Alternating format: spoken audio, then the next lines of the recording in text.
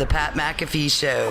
There'll be no rules for our guests, for us, for the things we can talk about. Yes, speaking his mind. I've never had a problem expressing my opinions or my thoughts or anything like that. While being relatable. I haven't had that manufactured fake-ass celebrity that a lot of people have whenever they go on those big networks. I've had a chance to really build my crew, build my following, build my audience. And ridiculous. What am I supposed to do? So I'm supposed to look at something that I can definitely afford and say, nah. Is that what I'm supposed to do? The Pat McAfee Show starts in 3, 2, 1. Good afternoon, beautiful people. It is Sunday, February 7th, 2021. And God damn it, we did it. It's Super Bowl Sunday. Let's go. Shout out to Twine for that beat drop, and shout out to you for joining us right now in the middle of your weekend. You know, normally we're a Monday through Friday show, and then whenever something special pops off, we have to do something about it. In this particular case, the special thing is something that none of us could have ever fathomed happening on time, on schedule, with the year that was 2020.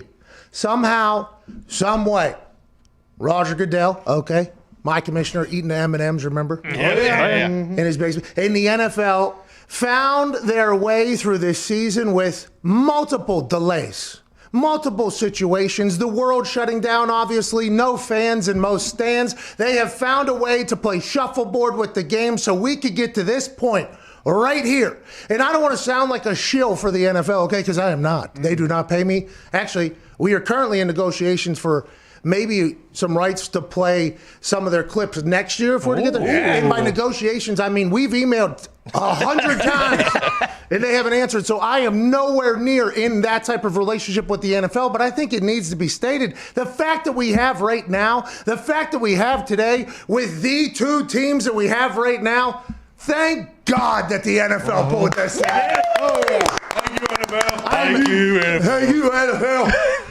Thank you, Roger. Listen, I am a simple man, okay? Everybody knows that. Very simple. I like the most basic of things. But God damn it, the NFL having this season was something that was magical for me. I used to look forward to every single Sunday. Then it was every single Sunday, Monday, Tuesday, mid-afternoon on a Wednesday, Thursday games. I'm talking every single day of the week. It felt like there was NFL football, and it was a magical thing.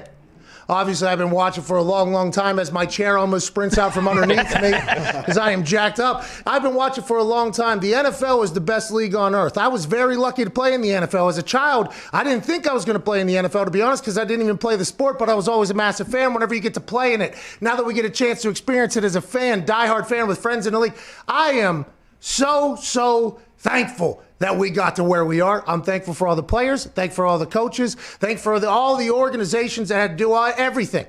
Remember at the beginning of this season, whenever they were walking through, it was like a car wash. Remember they had to spray? I think they just had Purell spraying onto people as they walked in. And remember at the beginning of the season, they had to take off the clothes that they wore outside, put it in a bag like you're in jail, put on your inside clothes. Okay. There's no COVID in here. Yeah. Then you put on your outside clothes when you go back outside. They did that every single day. That's what it was. That's what this season was. They couldn't even eat lunch at the same tables as each other. They had to do all their things at home. And now we've made it to Super Bowl 55, hours away from kicking off, hours away from a coin toss that's going to land on goddamn tails. Yeah! Hey, we're pulling hard for tails, and I appreciate a lot of the boys in here have rode alongside of me. A lot of boys and a lot of people on the internet have put pretty handsome amounts on tails hitting in the coin toss, and I want to let you know, I appreciate that. I really do. I almost wish, though, for my sake, because if heads hits and we all lose, I'm going to feel terrible. But if I at least saw some people win, I'd be like, oh, okay, so it was good for somebody. It was good for somebody. Feels like a large majority of everybody that is in my world is on tails as well. And the fact that we're going to be able, in one clean sweep, do what we're about to do to FanDuel, that is a beautiful thing. Yeah. There's a lot of people betting tails that I would assume is a much higher rate of betting a coin toss than it normally is. But that's what the Super Bowl is all about. It's all about the prop bets. It's all about the most ridiculous things happening. It's all about legacies living on forever. Now, the two teams that are in this game, and we do have a TV on right here, so I might get distracted because I do have ADD. Tom just threw an absolute strike to Cameron Brate down the middle against the Washington football team. But it's on CBS Crew. Shout out to them, man. Shout out. How do we get to this spot, you ask, you know? The two teams that are playing, you have to start thinking back to the moments in the season that we should have seen and we should have said, you know what? That team's going to the Super Bowl. And by the way, a lot of us potentially did and even bet on it plus 34. Hell yeah. Now, I changed my mind during the season because the NFL's MVP was on our show, and it seemed like being a Packers fan was awesome. That team was unstoppable until something happened which led to Tom Brady being Tom Brady and winning in a game that you never thought he would have won, but he won, and he's the greatest of all time. So let's talk about these two teams, okay? Think about the Chiefs, Super Bowl champs just a year ago, okay? Now, there's no telling what the future would hold in the world, obviously, if we were to go back to this particular Super Bowl Sunday whenever they beat the Niners in a game that none of us could have expected to happen, by the way, because this Chiefs squad came out of nowhere, really. They were down 10, then they were down 21, then they were down whatever. It never mattered to this team, and everybody started talking like, hey, this team has the chance to be the next dynasty. Well, to be the next dynasty after winning the Super Bowl, some things have to happen. They did that immediately. Number one thing, you celebrate the Super Bowl, you have a high-speed chase right before that. Immediately after that, you signed Patrick Mahomes to a 10-year, $500 million deal somehow. You go, okay, our team's going to be good forever. Let's sign a quarterback. Let's go ahead and do that. Then immediately after signing Mahomes to a 10-year, $500 million deal, you sign Stone Cold Chris Jones to a 4-year deal. Then you sign Kelsey to a 4-year deal. Then you sign Andy Reid and Veach to extensions. And by the way, you're going to sign Chad Henne, and that son of a bitch is going to get you a 4th and 1 whenever you need it in the playoffs. This team did not cover much this year. They were a very terrible team to bet alongside. They were kind of boring, to be honest, especially after all the fireworks we watched last year, but they got it done whenever the hell they wanted to. And they've been doing that in the playoffs. This team is the unstoppable force, but is it whenever you think about the Tampa Bay Buccaneers, a team that just a year ago had a quarterback that threw the most interceptions in the NFL? Remember, Jameis was the leader of this team. Hell yeah. Jameis Winston doesn't deserve that because that does sound like a slight, but it is not really. It is just something that this Tampa Bay Buccaneers fan base had no idea this was possible. None of us did. Then guess what happened? Bill Gates and Derek Jeter took Tom Brady out to dinner down there in Tampa alongside the Tampa Bay Lightning owner. His name is... Nobody knows. Jeff Vinnick. There it is. What's his name? Jeff Vinnick. One more time. Jeff Vinnick. That guy was there as well. Sounds like he's finished. They were eating, talking about maybe building an entire Brady town down there. Everybody thought he was maybe going to L.A. or elsewhere. He ends up in Tampa. Along comes Gronkowski out of retirement. Then there's helicopters flying ahead, watching them practice. Then the conversation is this team going to be unstoppable? Is this team going to be the New England Patriots down in Tampa with no state tax? Antonio Brown comes down onto the team. A.Q. Shipley goes to the team. Leonard Fournette goes down to the team. The Tampa Bay Buccaneers built this powerhouse of a team, one piece at a time, by paying a lot of money to a bunch of people. Now you got a lot of OGs all together ready to get going. And nobody knew how it was going to pan out. I thought it would be successful just because the friends that I have in the building, and they weren't really early. They did not look that fantastic. Then they played against the Atlanta Falcons in like week 14 or something like that. And in the second half, they became the team that we all thought they were going to be. They would move forward every single game, get better and better, somehow beat the Green Bay Packers in the NFC Championship. None of us know how or why that game happened. Still. Yeah, still tough to swallow. But here we are. Yeah. The Tampa Bay Tom Brady Magic taking on Patrick Mahomes and the Chiefs, and we will be leading you all the way up to the kickoff right here, and we are fucking pumped about it. We have massive guests, okay? Big-time guests, surprise guests. We're giving away everything. We're giving away so much shit. We're giving away 2 Oculus. What? Whoa. It is something like that, isn't it? Oh, yeah. Because we're giving away, I think, 2 Oculus. We're giving away 2 Oculuses, Oculi, if you will, 2 Apple Watches, 4 gaming chairs, 5 $1,000 winners, 2 CBDMD packages. And 4 people will win a $250 merch store credit. Also, more prizes being announced as the show continues to roll on. All you have to do right now is tweet #FanDuel PMS Super Show. Okay? Hey. Ooh. All that. #FanDuel PMS Super Show, a picture of the screen, and you will automatically be entered into winning one of these prizes, and you'll be helping us out a ton. Because whenever these surprise guests pop in, I would assume there's going to be some people that want to hear it, including all the boys in town right now. At Tone Diggs, COVID Cowboy, how you doing, pal? Tails is all that matters, Pat. Doesn't matter how I'm doing. Tails is all that matters. Tails is all that matters at this point for almost everybody. I appreciate everything that you said there because you have a lot of other bets as well, which we'll talk about through the day. A lot of prop bets, Diggs. Hey, a lot of prop bets out there. A lot of money to be made out here at Boston Connor, who has potentially already made some money because of Aaron Rodgers' MVP last night. Thank God Ty reminded us when Jordan Love was drafted, hey, go ahead, bet Rodgers MVP because he will win it on a revenge tour. But more so, thank you to Foxy for taking heads. The cursed man who is going to obviously help us flip this coin and hit tails. Well, that is very nice of the super mush Evan Fox. So let's hope that continues. Ty Schmidt, you're our guy, won MVP last night. We'll talk about that. At Viva Lazito running the poll. I believe Cuban Zito is back. All right. Celebration.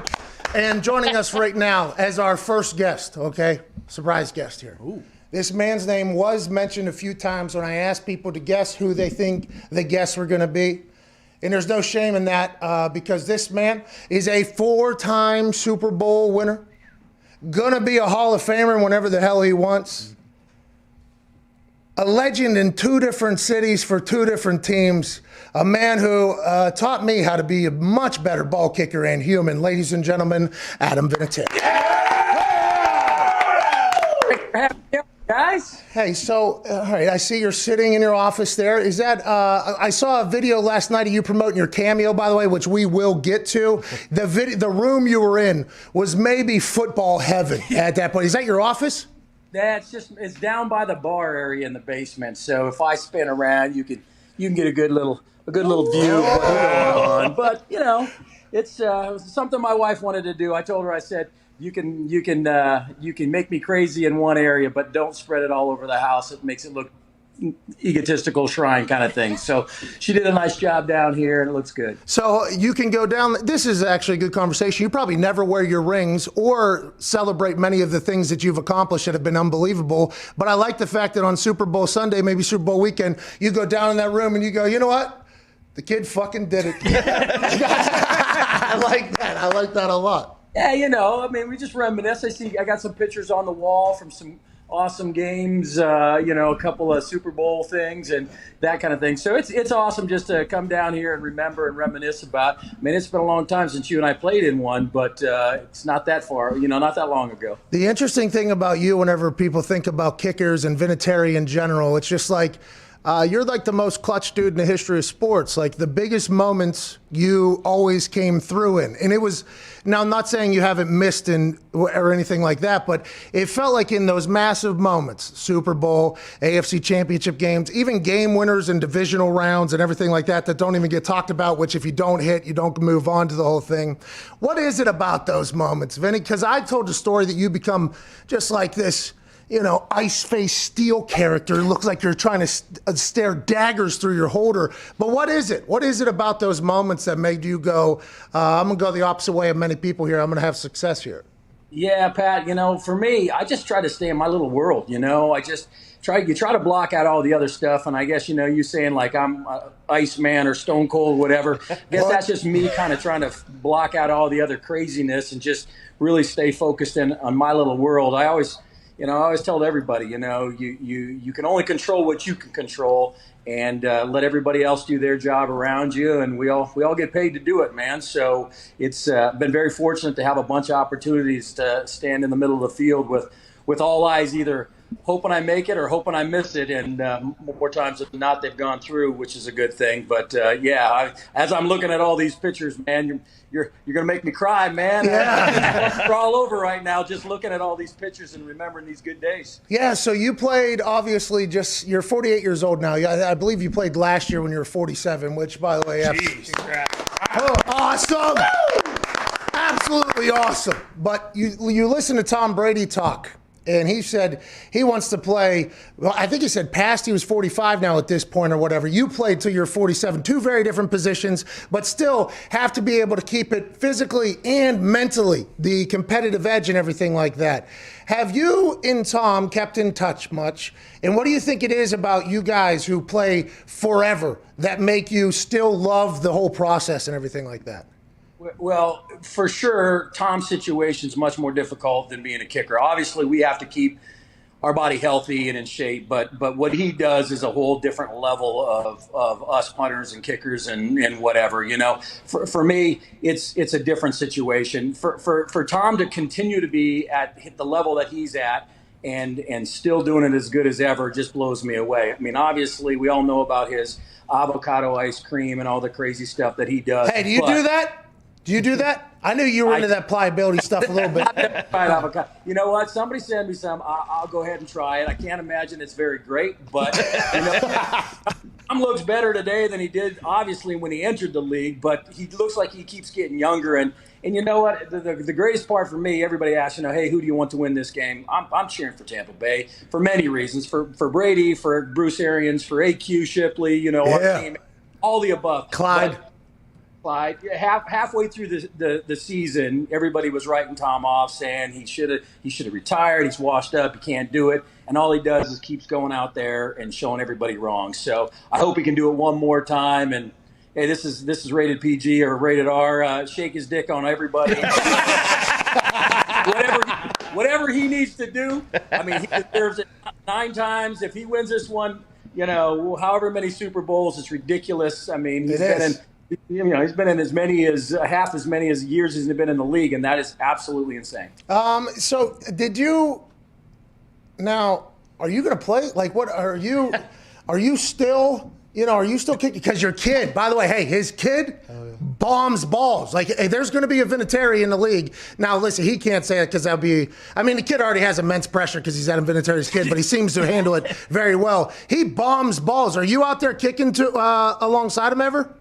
So he's doing really, really well. He's matured a lot in the last year, and he's actually gotten very focused and very serious about it. And that, as you know, as soon as you commit to it and you work your butt off, sky's the limit at that point. So it's fun for me to watch. I've been out there. I've kicked the balls with him a few times. Not every time. Not every time. I'm not saying I'm making a comeback or anything one way or another. All I'm saying, buddy, is it's taken me a year to get back, and now I feel pretty good. But it's absolutely exciting taking him to these different camps and watching him do his thing, and it's been fun because there's 150 kids out there, and inevitably he finishes in the top 1 or 2, and I go, hell yeah, that's my boy, So Yeah. I'd still be proud of him if he was finishing dead last, but it's more fun when he's kicking ass, what I mean? Yeah, I would assume those are much more joyful conversations. Sounds like you said you're potentially coming back, by the way. That is going to be a big takeaway from what you just said. I'm not saying it, I'm just telling you that's what people are potentially going to say that you said there. Well, I know this last year I said, hey, I'm going to try to get healthy and see if I could come back. At no time during this year was I healthy enough to do that. I mean, I just wasn't. It took me a lot longer to get my knee right, but I've been getting back and working out and doing some running and feel pretty good. And maybe that's just because the stress level's down and not banging balls all the time. But no, I'm not going to say one way or another. I might just wait 2 more years and come back at 50, play half. Who knows? Could you imagine your 50-year-old ass walking out there, ladies and gentlemen? The 50-year-old Adam Vinatieri. It would be legendary. Not that what you haven't done already isn't, but you get it. Whatever I'm saying. Connor? Adam, you've won 2 Super Bowls on the last kick with that right leg of yours. Is every kick the same for you, or was there a moment during either the Panthers kick or the Rams kick where you're like, oh, shit, this is it? It's kind of funny because you think about as a kid growing up, that's the biggest moment that I could ever have imagined as, hey, being out there kicking the game winner in a Super Bowl doesn't get any bigger than that. But the crazy part about it, I think when we played the Rams, we were such big underdogs. There wasn't, don't get me wrong, at the end of the game, there's plenty of pressure on, but it didn't have that same feel. I would say Carolina and I missed a kick earlier in that game and they were coming back, kind of a different game. I would say the nerves were maybe even a hair more there because that was expected. The first one, everybody was, I hate to say it, there's plenty of Pats fans that said, man, the curse of the whatever, they just assumed that we were going to lose. And, man, he's got to miss this kick because we can't win a Super Bowl. And now you just flip the coin, and they've been in it so many times. Now it's an expected thing, But I guess for me, after a few weeks before that in the Snow Bowl game in the Raiders, I guess nothing could rattle me too terribly much after going through that silly game. What a joke you made that kick. What an absolute joke. You know how those videos go, by the way. That's why the kickers have like the stereotype that they have, because in those moments, big slip, right? Big slip, ball goes into ass, some scrum happens, breaks collarbone, something like that. And instead, your dumbass just walked out there and made it. There's no way you're supposed to make that snow kick at all. And then the one from Buffalo a couple years ago, you're not supposed to make that kick at all. It's awesome to watch you do that type of shit. Well, I tell you what, those are two lucky kicks, obviously. I agree, yeah. But I tell you what, that's one thing my son keeps talking about. Hey, Dad, I want to play college ball somewhere warm. And I go, I tell you what, playing up north and playing in crappy conditions in wind and rain and snow and lousy fields prepares you for all of these other things. Now, playing in South Dakota doesn't guarantee me making any of those kicks, but practicing every day outside in New England, and Bill would never let us go inside. I mean, it could be torrential rain or 4 inches of snow, and we're out there practicing this muddy shit, and you're just sitting there going, this is ridiculous. But I think that there's certain things that if you can do that and handle it, you're just that much better off in the long run. That's Patriot Way, Vid. Hell yeah. Yeah, exactly. Have you heard that conversation right now about Patriot Way? Have you heard that entire conversation that's popping off right now? Have you heard it from outside, or you? The Patriot Way right now is probably changing a little bit. I don't know. I'm just trying to keep my nose to the ground. Very smart, by the way. He might be kicking for New England next year. What do you got, Diggs? Adam, we're trying to make some money tonight. Pat has told us his story about kicking off a Super Bowl and how bad the ball was. You obviously kicked off against Hester. It was not a touchback. Did you cook off? 30-yard line kickoff, by the way. 5 yards steeper. Have a little respect for it, man. I got you, dude. What are the chances you think there's a touchback off the opening kickoff? Well, I tell you what, I know Tony's mentioned that, and he was on your guys' show and he talked about it. But, our special teams was doing so good in the postseason that we weren't going to be afraid of Hester. We knew how great he was on punt return, but he hadn't done as much kickoff return-wise. And we said, you know what? We're just going to kick it down there, and we're going to kick their asses is what we thought. And, about 90-something yards later in the end zone, we decided to break our sword and never kick to him again the rest of the game. So I was either squib kicking in the corner, anywhere that he wasn't is where we were kicking. We weren't going to let him ruin the game for us. And after that was done and over with, game went the way we expected. Yeah. Do you remember, by the way, that had to feel, the mental toughness of the team to give up the opening kickoff for a touchdown. That could potentially bury you. That could, especially in that big stage of a moment. That's a big deal. But then, obviously, you guys did what you had to do there. You tackled Herschel Walker, though. You know what I mean? Like, didn't you walk him? You actually walked him. There's that legendary video of you walking him. Devin Hester, bad angle? What happened? How come? About 15 years and about 30 pounds later, I do know. Hey, I do know exactly what you're 22 years old when the Herschel Walker thing happened. I think I was 35 or 6 or whatever the heck I was at the other one. So maybe not quite as fast. I got my jersey nice and green and dirty, but no can do. Oh, that's awesome. Do you remember the ball being rock hard, though? Opening kickoff ball? Yeah, they screw us every year. Or they always kind of – so the first ball that they go out there, the referee doesn't even dig into the bag of balls and tries to find the 4 that we have broken in. They just grab whatever they want to, and they don't really care about us. And it was lousy. And I know sometimes they do that throughout. How about when we were in London? Every single one of those balls. Oh, Walt! I hate that man still to this day. That referee Walt. You remember he called offsides on me because I was bitching at him so much on an extra point. I thought you were going to kill me. It was. Me and Walt had that moment. Thank God we made the next one. Yeah, thank God you did. It was. I did nothing. By the way, never gets talked about your mental toughness. I don't know how many kickers are going on 3 or even 4 sometimes on set. I honestly have no idea how many teams and kickers would be able to handle that. I don't think I would have been able to, by the way, with what we were doing. We used to go on 3 hard counts, by the way. It was awesome. There was no reason for us to be able to do it, though. Normally the kicker would be like, hey, I stumble a little bit, so we can't be doing that. I got to make the kick tie. What do you have? Adam, speaking of mental toughness, obviously you always have to be prepared, but in any of those big games, was there a point in like the early in the game, second quarter, anything where you kind of just knew like, hey, this is probably going to come down to me?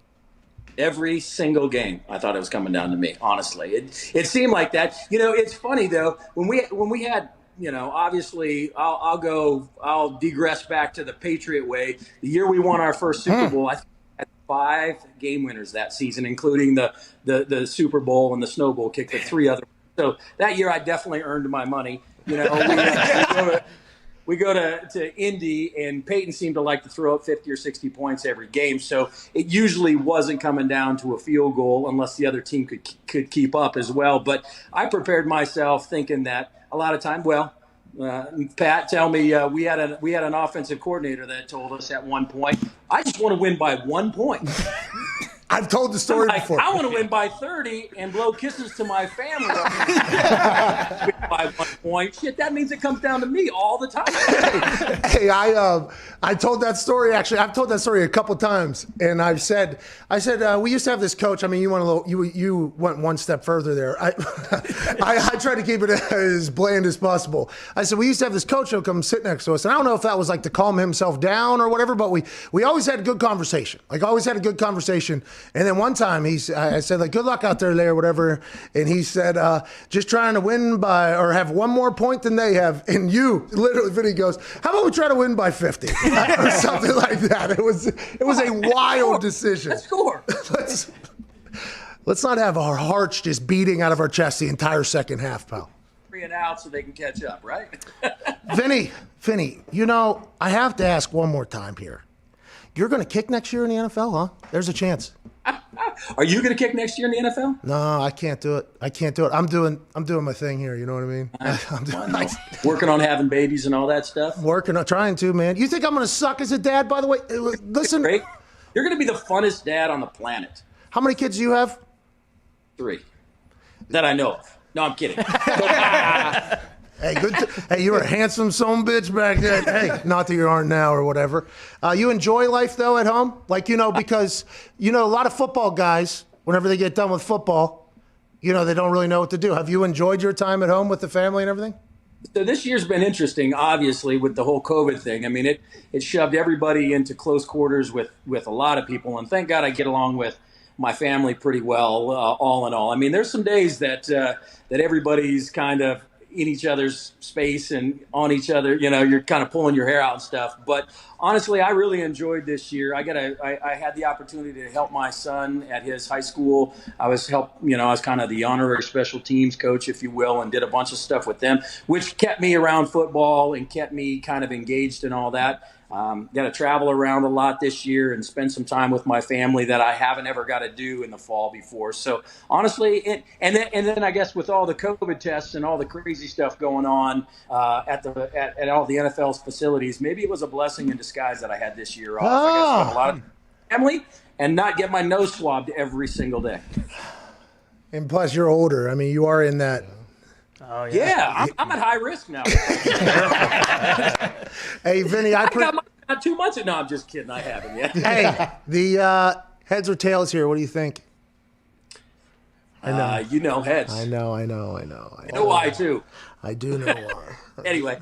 Yeah. I do know why. I bet on tails 30,000, Adam. Did you really? 30,000 on tails. Well, you got a 50-50 chance, buddy. I don't like that you're not on my side, but immediately upon asking you, I knew your answer. Like, as it was coming out, I was like, we've had this conversation about 100 times before. Right. All right. Well, I appreciate you, man. I can't wait for you to go in the Hall of Fame, whatever that's going to be. Maybe 6 years, 7 years, 8 years, whenever you decide to stop. You're the best, dude. I appreciate you. Thanks for having me on, and enjoy the game tonight, fellas. Hey, who do you got? Yeah, you got Bucks, huh? I got to go with Tampa Bay, man. I don't know if they're going to pull it off or not. I mean, smart money says you take the spread, you take Kansas City, but I really want to see Bruce Arians. I want to see him win one, and I got some friends over there, and selfishly, I just want to see them win. Hey, I got a lot of friends over there too, and I bet on the Chiefs. All right, Adam Vinatieri. Oh, man, he's the best, dude. He's the fucking best. Legend. And He's coming back. Yeah. By the way, that's like this year, with the training and everything like that, he wasn't kicking as good as he thought he could. And then he's gotten to the point now, I think, a couple different times where he's like, ooh, it's still in there. Hold on. That sumbitch is still in there.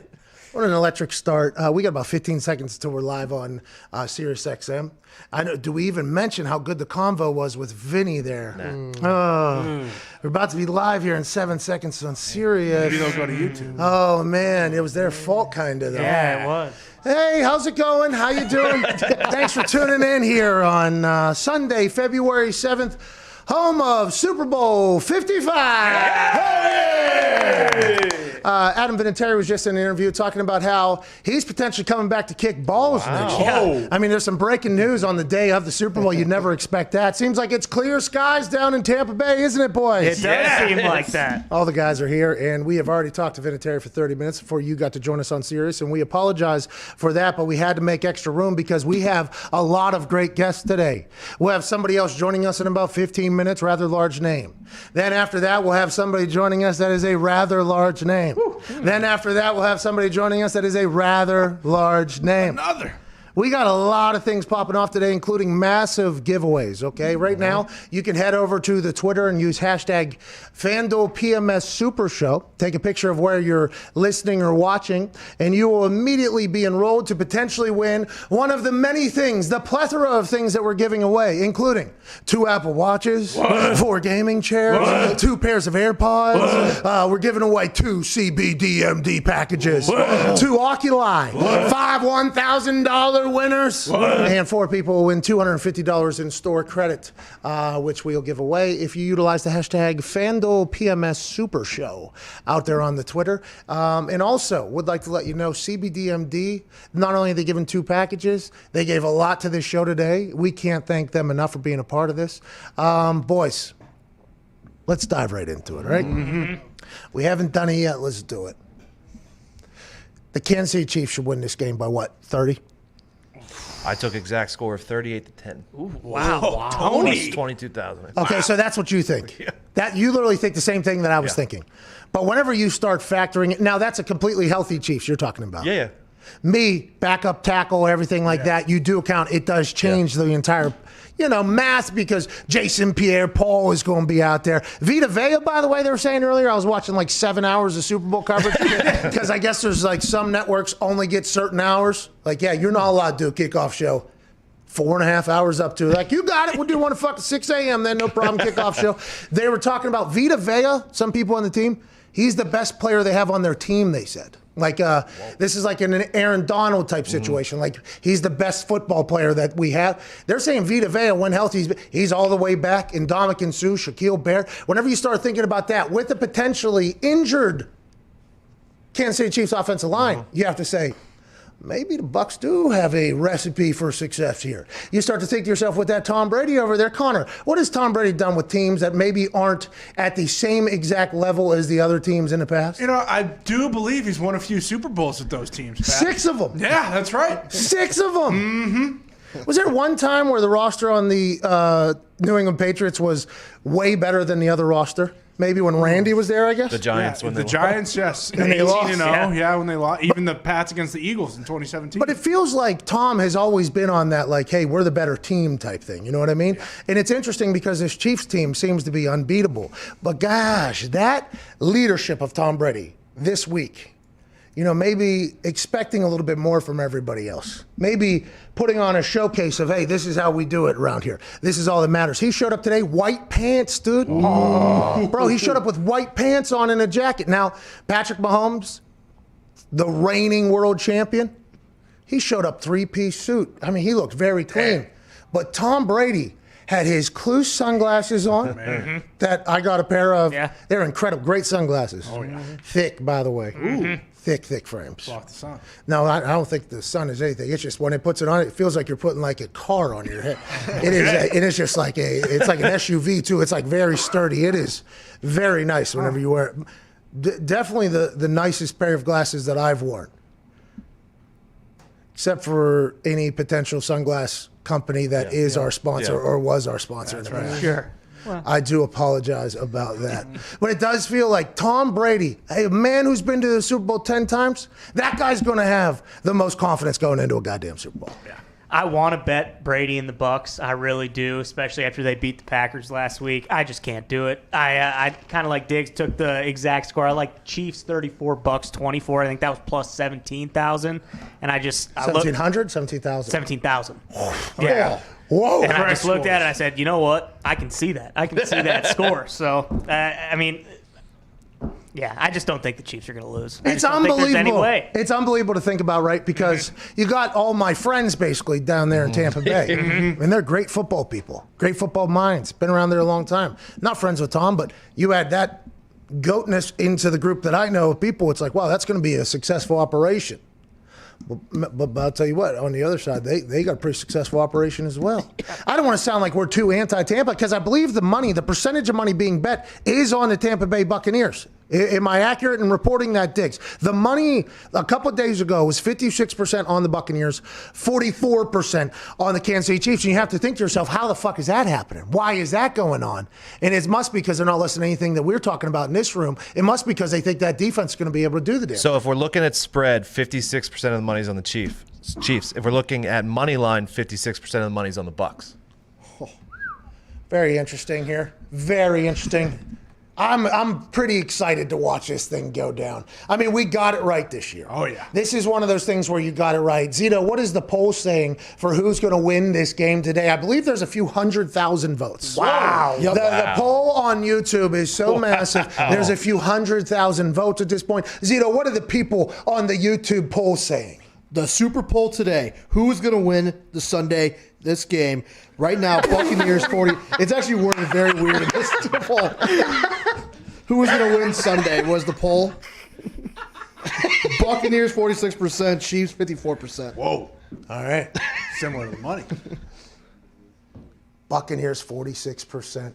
308,000 votes. Everybody's saying the Chiefs. I like the Chiefs a lot. Let's get some phone calls, shall we? Yeah. Let's go to Debo up there in Columbus. What's going on, Debo? Hey, third time this week, Pat. How you doing, bro? Well, let's go ahead and end that rating.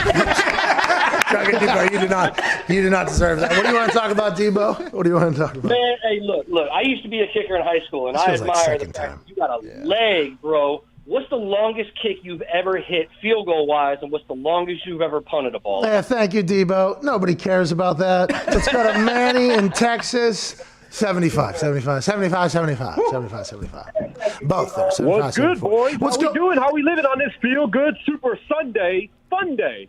Okay. Yeah. Hey, feeling pretty good here. Feeling pretty great. Actually celebrating the fact that the NFL got to the Super Bowl on time. What do you want to talk about, brother? Mr. Pat, I am a Giants fan, but we're not going to talk about losers. We'll wait until next week when we start talking about mock drafts. For you, what was the most exhilarating feeling? Kicking that field goal in the Super Bowl, your first? Jesus, Manny. Good Lord. Manny. Man. Hot start. That would have been sweet, though. That would have been sweet. If I kicked a field goal in the Super Bowl, could you imagine? So my rookie year, we had Matt Stover. Adam Vinatieri was hurt at the time. Okay, so Adam Vinatieri, although there was conflicting reports on whether or not Vinatieri should be our kicker or Matt Stover should be our kicker. Okay? Really? I mean, that was such an interesting thing. I wish I would have remembered it there while I was talking to Vinatieri, because that was one of the most Vinatieri was hurt my rookie year. He got hurt halfway through the season or something like that. He got hurt halfway through the season. They thought he needed surgery or something like that. So they brought in Matt Stover, who's like legendary kicker from the Baltimore Ravens for a long time. So Stover becomes our kicker. Vinatieri gets healthy enough to start kicking again. They actually have a kicking competition against each other in practice. Wasn't labeled a kicking competition. It was talked about as just a drill. Vinatieri, part of his rehab coming back. Now, Matt Stover will kick from extra point, and then Adam will kick from the extra point, and then we'll move, and then Stover will kick, and then Adam will kick. And everybody in the team meeting was like, oh, this is a kicking competition.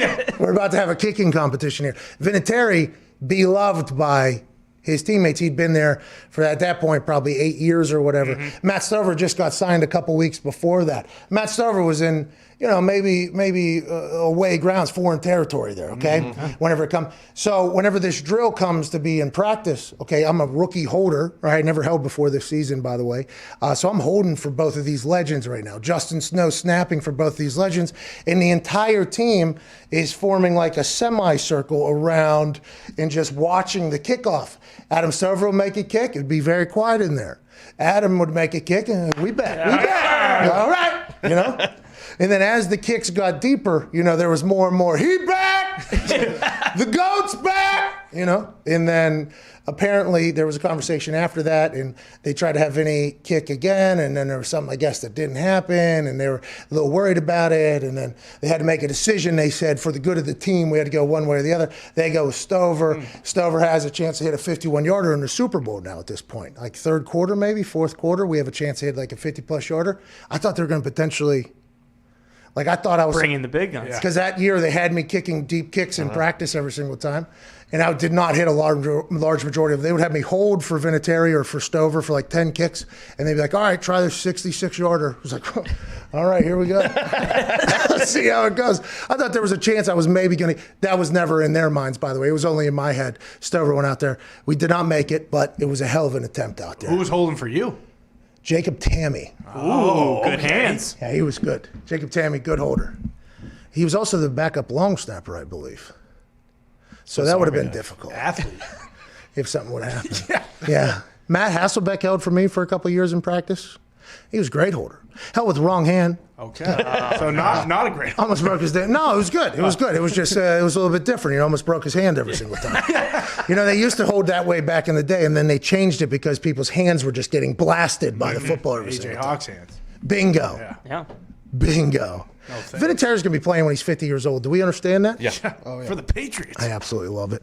34-24 plus what? Plus 17,000. Oh, my God. It's like bet 20 to win like 4,600 or something.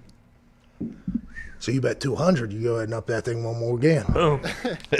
I've been looking to kind of unload those funds in my bank account on FanDuel. If you hadn't noticed, if you hadn't noticed, what a poor decision by me, by the way. Hindsight. Until it's not. What? Well, let's go Tails. Yeah. Let's go. Come on, we got Tails. Hey, let's go Tails. Let's go Tails for sure. All right, I'm pulling. But there was a lot of different ways I could have spent that with parlays, with different choices that I feel like are much more lockable But the fact that this thing, my entire Super Bowl betting basically is over before kickoff even happens. Exactly. I mean, it's going to be a pretty relaxing, or it's going to be a ridiculous live bet night, huh? Yeah. Probably. I think I'm probably going to flip this into probably like 100, 200,000 well. tonight. Why not? Maybe 100 million. Who I got a knows? same game parlay tonight that's worth 25 grand if it hits. Yeah. Okay, that's a good FanDuel has one. something big going on. That's right. With some same game parlays. Connor, can you please explain to the people? FanDuel is giving away 5 $1,000 site credits to 5 users. Wow. Yeah, that's right. All you got to do is use the hashtag FanDuel Super Same Game Parlay and tag FanDuel Sportsbook at FD Sportsbook with your parlay. They'll pick 5 of those winners from there, and you can get up to $25 back in site credit if all of your legs of your parlay but one hits. Okay, so you go in there, Super Same Game Parlay. Shout out to FanDuel for doing this. We did this earlier in the year for Same Game Parlay, baby. At the time, they were the only ones that were doing it. Now they're doing it at a scale that if somebody else has as many props as FanDuel has, God bless you. Yeah, God bless you. No way. They have thousands and thousands of things to bet on in tonight's game. Use hashtag FanDuel Super Same Game Parlay if you put one in, which, by the way, it's the type of bet that you put multiple things in. Yeah. They all have to hit. Normally, your odds are great. For instance, I made one tonight, Leonard Fournette, anytime touchdown scorer. Rob Gronkowski, anytime touchdown scorer. Rob Gronkowski, over 29.5 yards. Antonio Brown, anytime touchdown scorer. Now, will that hit? We have no idea. No clue at all. But if it hits, my $500 wager will become $25,000. Okay? That's the beauty of parlays. You start stacking them together, and at FanDuel, they have so many different ways to do it. Utilize hashtag FanDuel Super Same Game Parlay. You could win one of the 5 $1,000 credits they'll be giving out. I love that you like the Chiefs pretty much tonight, but if that hits, I think the Bucs are going to win. What, this? Yeah, I mean, if Gronk scores, No, if but the Fournette over scores. Oh, yeah. This, but the over will. Love the Definitely, over. for Do you sure. have a Chiefs one as well, just in case? Nah, come on, yeah. Of course. I think I have a big one on Kelsey. I have them a all. big one on Kelsey. Big one on Kelsey. Yeah.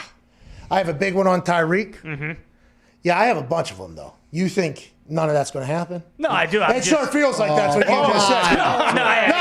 I got my own as well. I did one single ticket, both teams. I mean, I'm trying to, like you said, turn the 500 into 500K. Let's go get it. Yeah. Hey, let's go get it. Start the tails, baby. By the way, we will be live right here for when that coin is tossed. Okay, so we will know. And by the way, we all have a very large bet, I believe, on no for touchback on the opening kickoff. Yeah. Okay, that's plus 230 or something like that. We'll stay on through that as well. And then as soon as that's we will end, we'll go watch the game. Let's go ahead and tweet about it. Go ahead and join others. Who I think Tom Segura, Bert Kreischer, Warren Sapp are doing an entire live stream. I believe there's other people that are doing a bunch of them. We'll probably just be watching from this big ass screen we put in the office the other day. yeah. Shout out Zito Production. Oh, yeah. It's going to be a nice little Super Bowl Sunday. The spread's about to be delish. Really? Yeah. Let's get to some phone calls. Let's see, what are people eating all around the country there? What does a Super Bowl spread look like? You got pizza, you got wings, obviously. There has to be some dips of some sort, an arrangement of dips. Buff chick dip. The buffalo chicken dip is really a fucking, isn't it? Quesadillas. The best. It's a game changer. Let's go to Caitlin in Michigan. Caitlin, what's going on up there in Michigan? It's freezing here. We got the polar vortex happening again. No, I believe this one's the Arctic Blast. What do you got going on for the Super Bowl?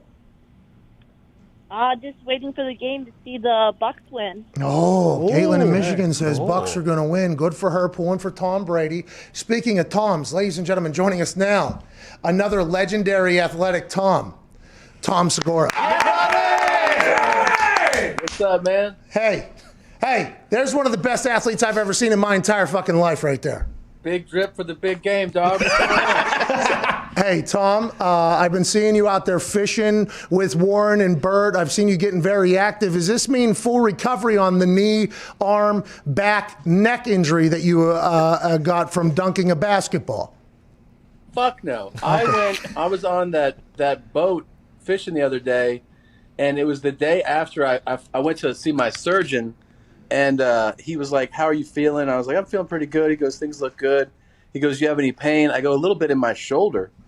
And he goes, "Oh, really?" I go, "Yeah, I noticed it when I was benching." And he goes, "What do you mean benching?" And I go, "Bench press?" And he goes, "No, I know what bench means.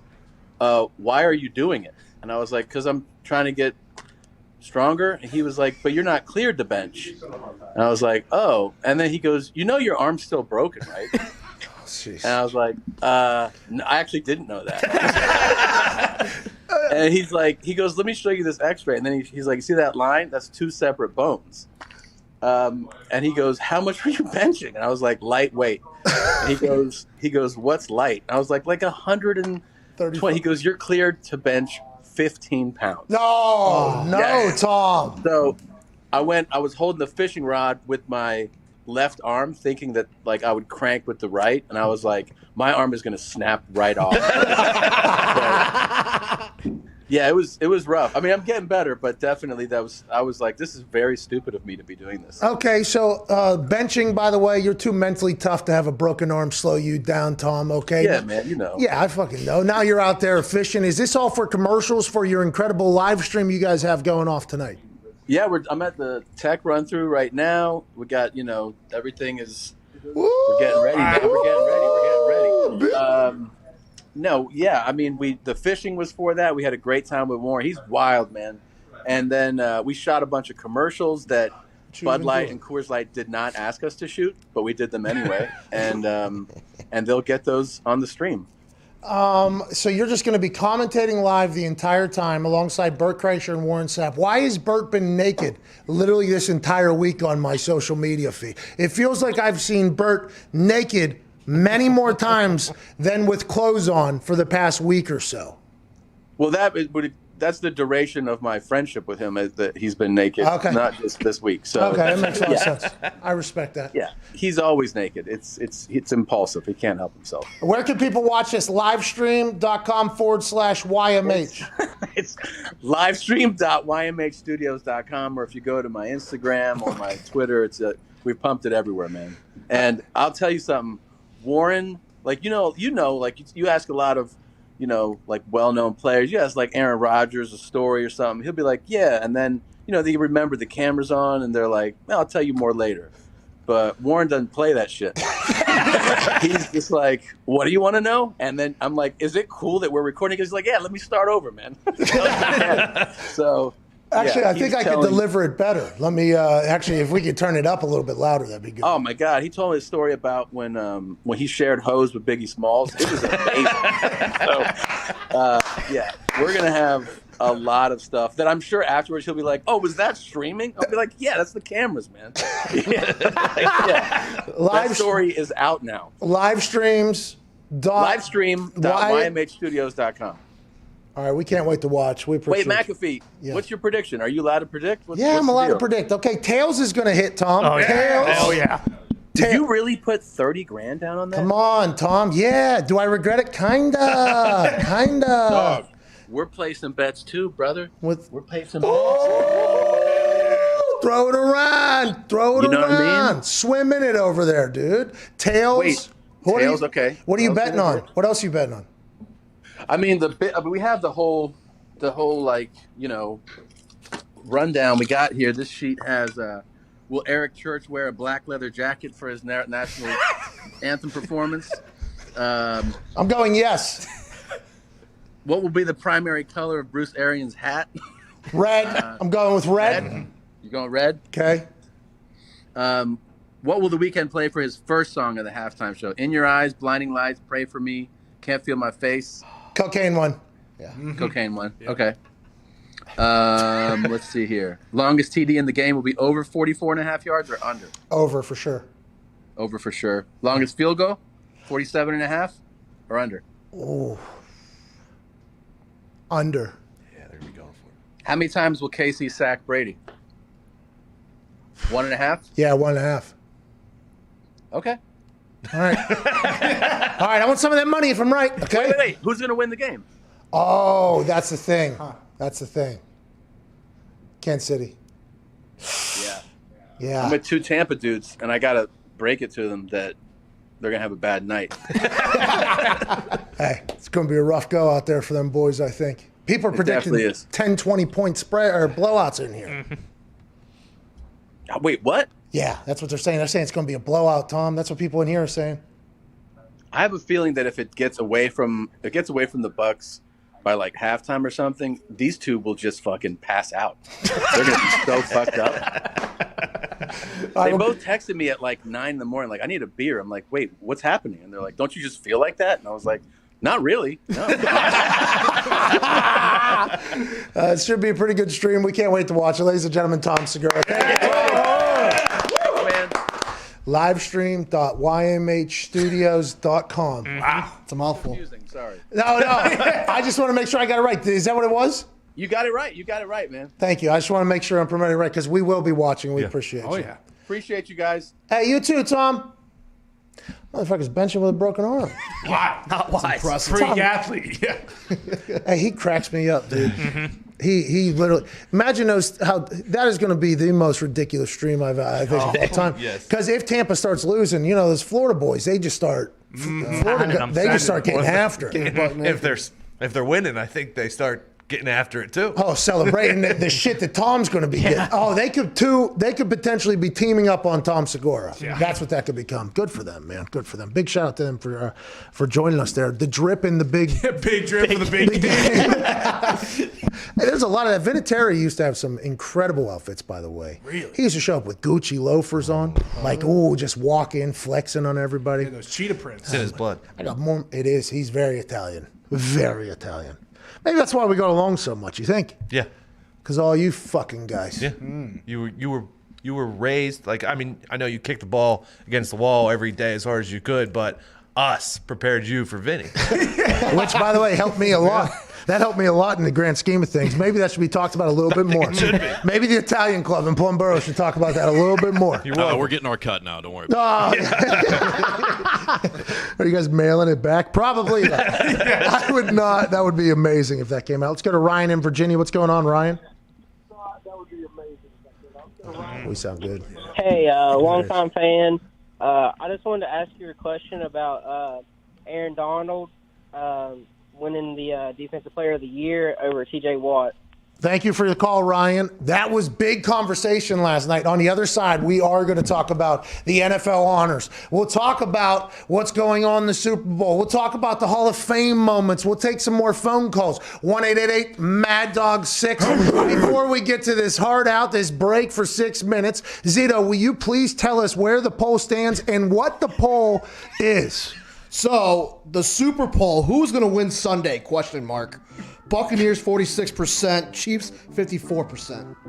Okay, so the poll on the internet with 308,000 votes on it says that the Kansas City Chiefs, the reigning Super Bowl champions, will take down the Tampa Bay Buccaneers, a team that's been built this year from the veterans up. They got a lot of playmakers, but is it anything to be able to keep up with Travis Kelce, Tyreek Hill, McCole Hardman, Sammy Watkins, Patrick Mahomes, Clyde Edwards-Helaire, Le'Veon Bell, you name it. Somebody else that Andy Reid scouted and brought to that team who runs a 4-2. And by the way, all those players are on contract for the next 30 years somehow. Today we have a great one. We can't thank you enough for tuning in wherever the hell you may be, whether you're listening on Sirius or watching on YouTube. Shout out to CBDMD.com. Shout out to FanDuel. And on the other side, we're chit-chatting and we have a massive guest joining us. Woo! Yeah. We can't thank you enough. Please enter in for the giveaway. Hashtag FanDuel PMS Super Show. We'll be back on the other side. Go take a shit.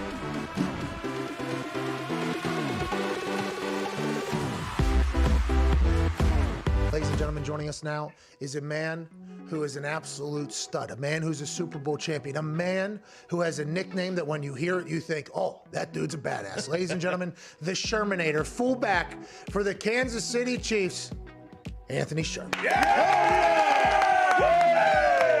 What you chose to do here, Super Bowl week, you're giving away your truck, which looks to be incredibly souped up, to raise money and awareness for the human trafficking. Yeah, I mean, it really wasn't necessarily my idea at first. I had a couple of buddies of mine that decided to figure out a way onto my Twitter account and put this up as a prank, and then kind of gave me two options and was like, hey, either you can look one way or you can look the other way. So I just decided that, hey, no, it is only a truck, so it really started with Oreo cookies. Who did this to you? How did this work out? And how are Oreo cookies involved in this entire thing? About maybe a month ago, I took cookies down to Fort Scott, Kansas, and dumped about 12,000 Oreo cookies into Adam LaRoche's Raptor through the sunroof.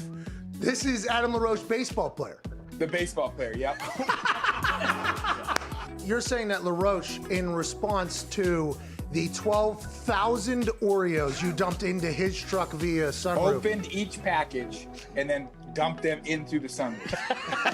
And here we are, Super Bowl week. He set up an entire website that is functional right now. I think it's up to $50,000. Wow. Is currently being raised for this.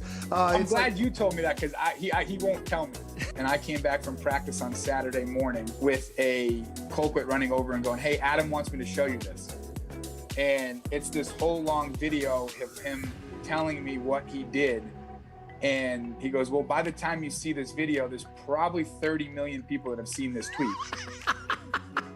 And you don't have many options. I was more caught off guard on how he was able to figure out a way into my Twitter. It's not just Adam, mind you, either. Who else? Matt Light is involved. Former Patriots offensive lineman? Yeah, the guy that I used to grow up watching on television every week from being from North Attleboro. Yeah, that guy that I had never met before in my life. But he decided to get on board with Adam. And he's been on all these radio shows and talking about how great I am. And it's been a prank from day one, but I'm all on board now. And I hope it raises a ton of money. And I'm giving my truck away February 19th. How did they get in there, you think? Did Adam have your password, you think? He knows a lot of people. And he's got some high up hackers, I believe. Whoa. That hacked into my Twitter account. You think that Adam's high-up friends legitimately hacked into your phone and did this thing? That's what I believe. Now, it could very well fall into Colquitt. Well, speaking of, funny you say that. Joining us right now, ladies and gentlemen, Dustin Colquitt. Yeah! There you go. Buddy! He said he will not prank Adam LaRoche ever again because he has too many friends too high up that hacked into his phone and did this entire thing alongside the help of Matt Light. Do you have any more information that you can kind of reveal about this well-executed prank? I think who did the hack, was J&C Firewall, is this company that Adam told me about. And so the long snapper, Jay, which is the J&C, James and Colquitt, took over the prank, got into Anthony Sherman's phone on a series of Monday nights when we were hanging out, got the code, kept running it every time they'd be out at practice. We were making sure that we had the correct numbers. He never changed it. It was very consistent, so we got in it. We got into his Twitter account, hit send. At that point, I had already seen that you tweeted something out about it, so I'm like, oh, this is a lost cause. I'm just not just me, by the way. Thibault, Tim Thibault, big names were sending this out. They were like, what a hero. James Winchester, hanging out at Sherm's house, acted like his phone died, so he needed Sherm's phone. Sherm threw the phone, it was not on, so he said, Sherm, I need to call her back, give me the code. He spit it out, and James Winchester is Danny Ocean. And the real hero of this whole thing, the Shermanator, is doing a great thing to raise a lot of money for human trafficking awareness and to end that whole thing. What a hero you are. Yeah. Thank you, sir. You wanted that truck forever, huh? I wanted it forever.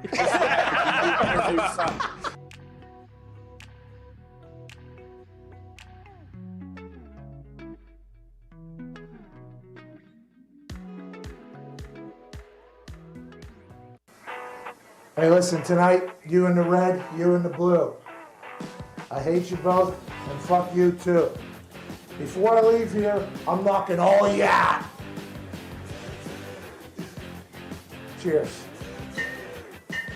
Oh, let's go. Let's go. Fuck you.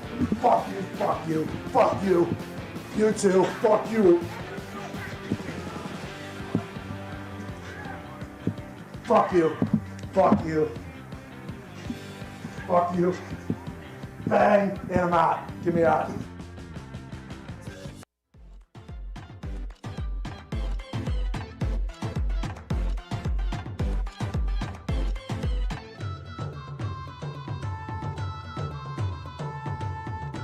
Welcome back from your bathroom break. This is the Pat McAfee Show. Here's Pat. Welcome back to said show. By the way, it's Super Bowl Sunday, dude. Yeah. Hey, come on. Come on. You're maybe at your house. You've been locked down for what, a year or two now? Just about. Feels like. Maybe got some neighbors or friends over, but socially distancing, obviously. Fotch. You got your dips out right now. Right now, there's dips out at places. People are eating chips. There's conversations happening at bars right now. Haven't seen you in months. Haven't seen you in months. Oh, his Chiefs team's going to kill him against Tom. That's already starting. You think? People are intoxicated. I mean, it is a great time to be alive. Yeah! It is Sunday, February 7th. Super Bowl 55 kicks off in an hour and 32-ish minutes. We'll be here all the way up until kickoff.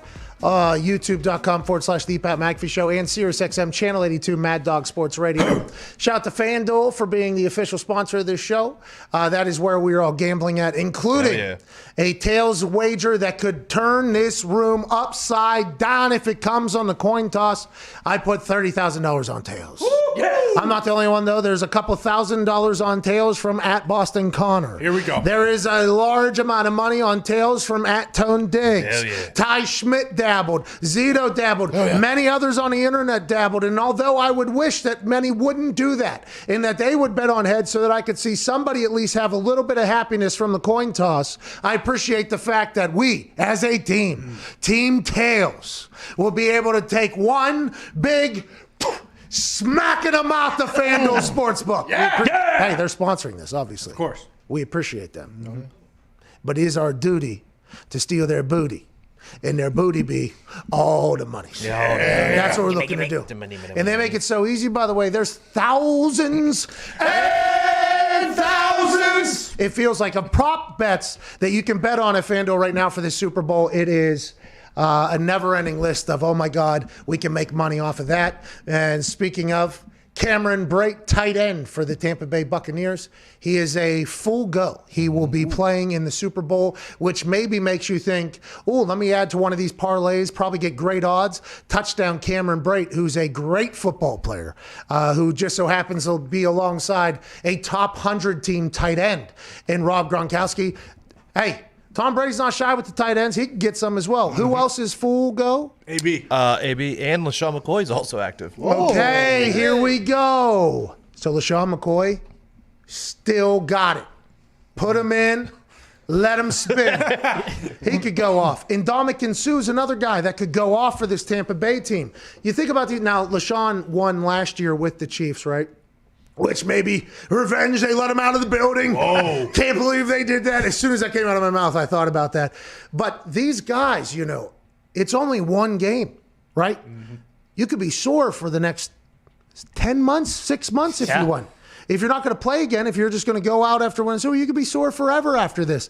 Normally in a Super Bowl, and I got a chance to experience this firsthand, whenever you get in the NFL, the speed's crazy. Playoff speed's crazy. When you get to the Super Bowl, though, the speed of everybody, it is like, well, I can die here. You know, and you see a couple plays, I guess, people go back to a fumble recovery that didn't happen or whatever, something like that. But a large majority of everybody else on that field has the mindset of, oh, I can go and break every bone in my body here tonight if I have to. Like, let's go get this Super Bowl. That's a very real thing. Look for Ndamukong Suh to potentially have the best game he's had all year, okay? With no thought of anything that, all you got to go is, hey, this is for everything. Look for him to, I mean, they have players on top of players, older players who are looking to cement their legacies in this entire thing.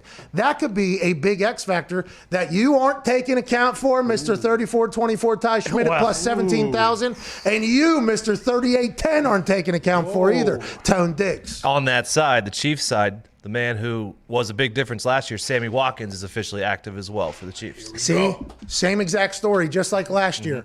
Big games, needed it. Sammy Watkins was like, oh, yeah, didn't Buffalo trade all their picks for me? Didn't they trade? He was stud, Sammy Watkins. Last year, playoff run, incredible. Injured this year. And now, will he have enough chemistry with Patrick Mahomes this late in the season, especially with how COVID has been? The more you keep bringing it up, I may have to also hammer like a Bucks 31-23 because I am starting to kind of sway a little bit more in your direction here. This is how I've been all week. I felt good coming in, too. Me too, because everything says, like, okay, the Chiefs should win this game. But then you start thinking about, like, the humans in this game. Yeah. You start thinking about, like, Tom Brady is in this game, okay? He said before the season started, I don't need a number 12. I'll wear 7, actually, for the next Super Bowl or whatever. Okay? That's what Tom Brady is. So you start thinking about these guys, you know, even Bruce Arians, Clyde Christensen, Tom Moore, these coaches. This is a group of goodies down there. They got some OGs down there that are all kind of like, hey, we're trying to do this thing. You got people ring chasing down there, numerous people ring chasing down there, one game away. It's crazy. It's crazy not to factor that they could all just turn it up and fucking go for it. But also, does that matter with the Chiefs if they decide to do the same damn thing? And that is the real conversation that has had to be had all week. Everything in my brain wants to say, you know, let's go Chiefs, because I don't want to see Brady in a Bucs uniform for the next 50 years. But I can't bet against him. It's Brady. It's the Bucs. It's Gronk. It's the run game they have. It's everything. I have to take him. Him winning a Super Bowl in Tampa, I do look forward to the reaction of New England if that happens. all parties. Yeah. A lot of people pulling for Tom. The fans, I think there's a lot of fans. There's a lot of media, I think, up there, potential some media. But what would happen in a Bill Belichick press conference where they go, Bill, your thoughts on Tom Brady winning one down in Tampa? That's not our football team. How do you think he feels? You think he's happy for him? Not at all? I don't know. I mean, I think he is a little bit. I think he would have to be, right? Exactly. You would have to be. After all those years. Maybe you'd want him just to fail. The whole chatter being Belichick or Brady, who was it? This does just completely wipe him off the table. People are talking about how Belichick fooled everybody being the greatest coach for this long. Hey, that's a Patriots fan talking right there, by the way. Yeah. Who's saying that? Are you saying No, that? that's no, hey, you just said that. Oh, my God. I have planted my feet in the Bill Belichick sand, and I'm not moving anywhere. But if Brady wins one without him, they're going to say it was Brady all along. And you're saying your feet in that sand is going to have to start. All right. Oh, yeah. You're going to have to hunker down. I'll be in the water by the time I'm holding all these people back. You're going to have to hunker down. Oh, yeah. It's going to get loud. It's going to get loud. Uh-huh. Trenches. People are saying that. Oh, yeah. And then when Peyton got inducted the other day, he had there was a graphic, and he had a Colts thing and a Broncos little logo on his fake blazer. I was like, God damn it, it's going to be a Pats and a Bucks logo on Brady's. Oh, man. Son of a bitch. You bummed about it? It is what it is. Hey, that's life. I got 6 of them, It was a great run. Who is I? Many people would ask, but you got to experience 6 of That's them. right. Yeah. I was there for all 6. Yeah. Got to see the last one. Hey, I got none, by the way. For me, it's anything. So I can't say a damn thing. Man, I did think that. I thought we're going back. Hey, this ain't a problem, boys. No big deal. Just fucking hashtag run it back, dude. Same thing. Hey, run it back. Let's go. We ain't never made it back. Team almost went completely defeated a couple years later. Peyton was a Bronco. Then we went to the AFC Championship, and they used flat balls. Yep.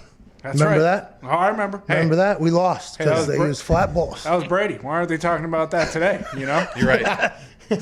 We lost by 50, I think. We were there, though. God damn it, we were there. That's right. You were in it. We were in the dance, Final Four. It did not end well, and the boys played. That team was incredible to watch. Remember, whenever I say I was there, I do very much understand that.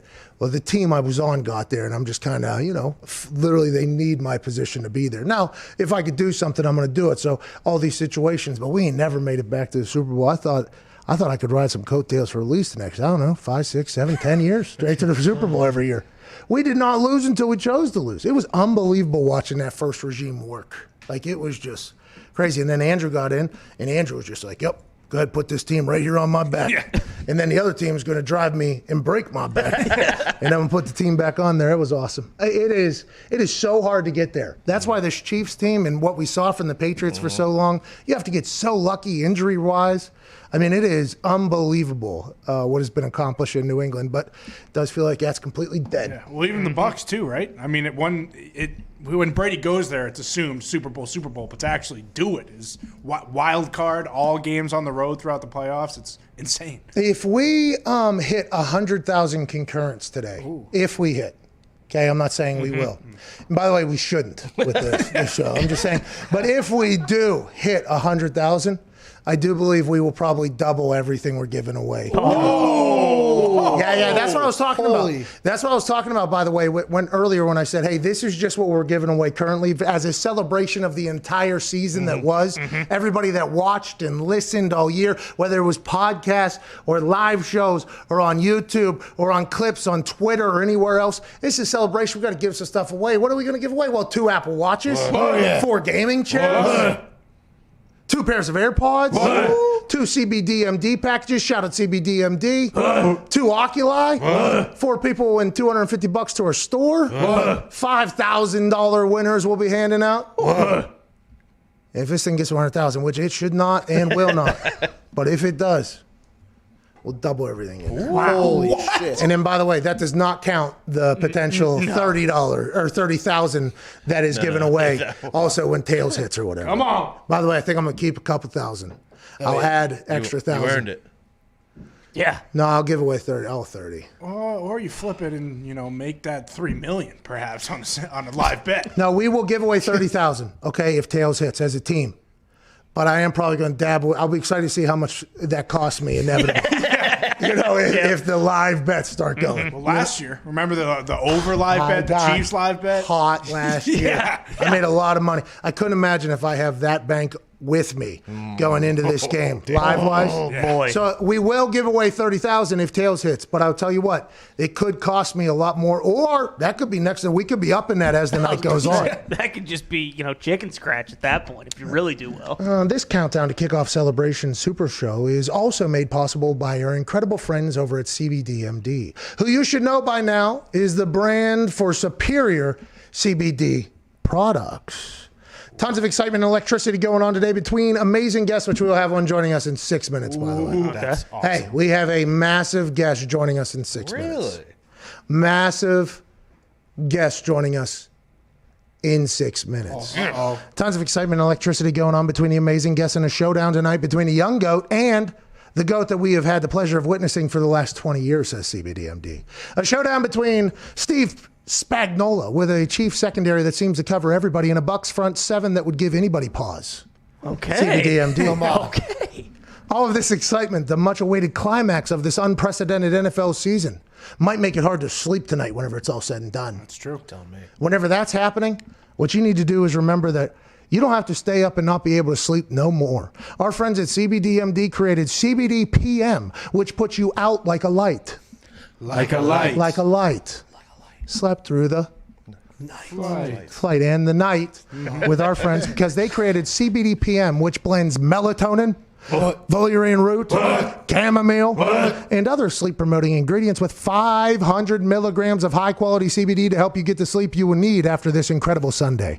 Our friends at CBDMD will sleep well knowing that their official pick was Tom Brady +3 with an all-pro D-line. CBDMD just picked the Bucs +3. Whoa. To join in on this Sunday celebration, CBDMD is offering all of our viewers and listeners 25% off your next order when you use code McAfee at checkout. That's at CBDMD.com. Promo code MCAFEE. 25% off your purchase of superior CBD products from CBDMD. Also giving away a couple prize packages if you enter hashtag PMS. Our hashtag FanDuel PMS Super Show. Here we go. Let's get some phone calls here before we get to our big guest in about 4 minutes. Hey, big guests. Big guest. It's going to rattle a little bit, I think. You know what I mean? You know how whenever there's an epicenter and then there's like a little bit of a ripple effect? Yeah, like shockwave almost. I feel like this one's potentially going to have that. Let's get to Ryan in South Kakalaka. What's going on, pal? How we doing, boys? Pat, how you doing, bud? Hey, not too shabby, Ryan. How you doing, pal? I'm doing pretty good. Pretty good. What's up? Come again? Just want to go and say thank you for you guys for giving the viewers something to watch here before the big game. Let's go. Just wanted to give your insight here. I'm not a financial advisor by any means, but if tails hits tonight, you guys got to think about throwing in on some doggy coin, right? Doge. I tell you, Ryan, I'll tell you what. It's Doggy coin is climbing. Listen, I don't know how many people held. I don't know how many people did that whenever AMC and GameStop were turning a different way than they thought it was potentially going to go. But this Dogecoin that Elon Musk is putting out Lion King memes and gifts to, that thing is climbing. Which once was a penny thing is now 8 cents. Wow. Listen, let me tell you about this. What was that stock he was trying to sell, penny stocks? Remember you called me a week ago? You called me a week ago saying, hey, is there any way you can make a little bit of money? You remember that phone call? Oh, okay. Well, anyways, there's Arrow.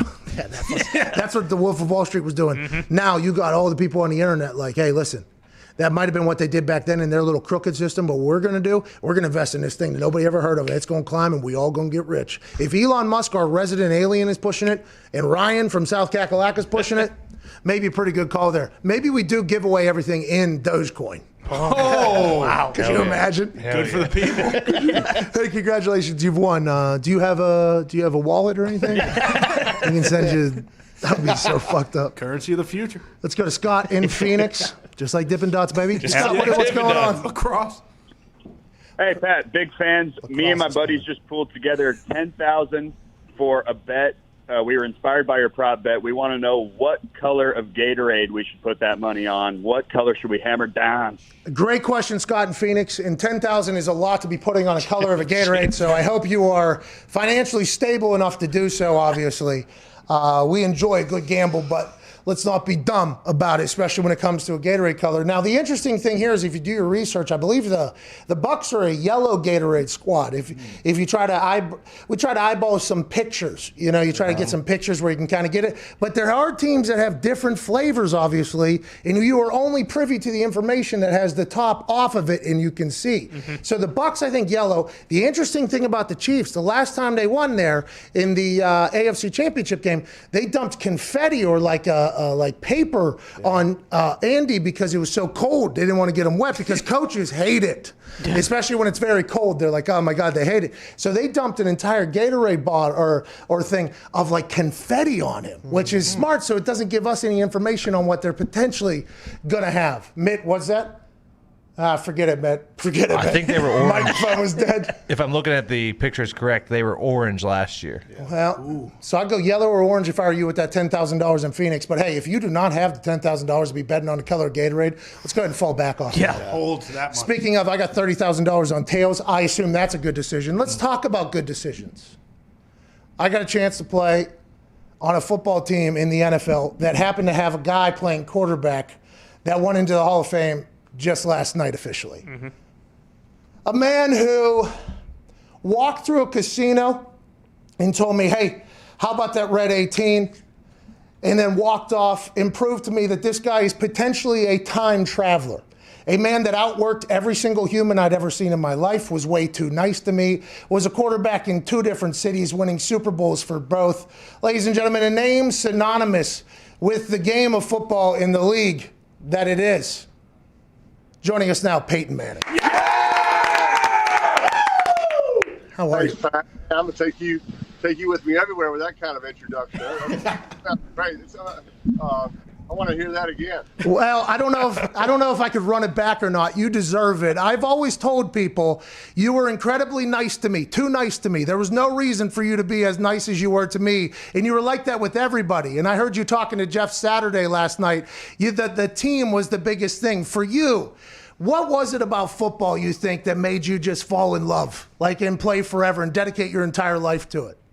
Yeah, Pat, just the team aspect of it. Always like team sports, where you got guys to help you if you're having a tough day, and you can help them if they're maybe struggling. And we're sitting on the bus right here. I got Calvin Johnson in front of me, Alan Faneca, John Lynch, and Charles Woodson, Drew Pearson are on the bus behind us. But that's all we've been talking about is the teammates like yourself, the memories, the locker room talks, the plane rides. That was the best part about it. I mean, the football playing was great, but if it was just that and you didn't have those friendships and memories that you made with those guys that you were working hard with, the equipment managers, all of it, it all mattered to me. And it's been fun kind of going down memory lane these past couple days. Well, I appreciate you joining us, especially from where you're joining us at right now, because we'll just say that the entire Hall of Fame class of 2020 was on the show, because I do believe they've coughed in the background. I heard them back there. Taking a trip down memory lane, I'm sure was awesome. Your relationship with Jim Irsay is one that's very fascinating to me, okay? Because whenever he made the decision, they made the decision to move on, and you go out to Denver, and the press conference happens and everything like that. Our world changed drastically back in Indianapolis, by the way. I don't know if you heard or not, but everything changed drastically back there. Then you go on, you have great success at Denver, and now I just saw a picture of you getting out of, I think, a 757 that was from Jim Irsay. What was that, and have you ever been in that plane before? It was I thought it was like the team plane to fly all of the Indianapolis Colts. Literally, I mean, it's got the logo on it, Pat, and it was awesome. But look, that's just Jim. Pat, I had a wonderful 14 years there. It's obviously the team that I wanted to play for always. Things happen. I got injured. Colts get the first-round pick. To be bitter and to be, frustrated, it's like it ruined everything you worked for in those 14 years. So Jim Irsay drafted me. He always had my back, and so I understood the decision he had to make, and no hard feelings. And for him to send his plane to fly me and my son down here, it was a great gesture. A lot of room for me and Marshall. We were throwing the football.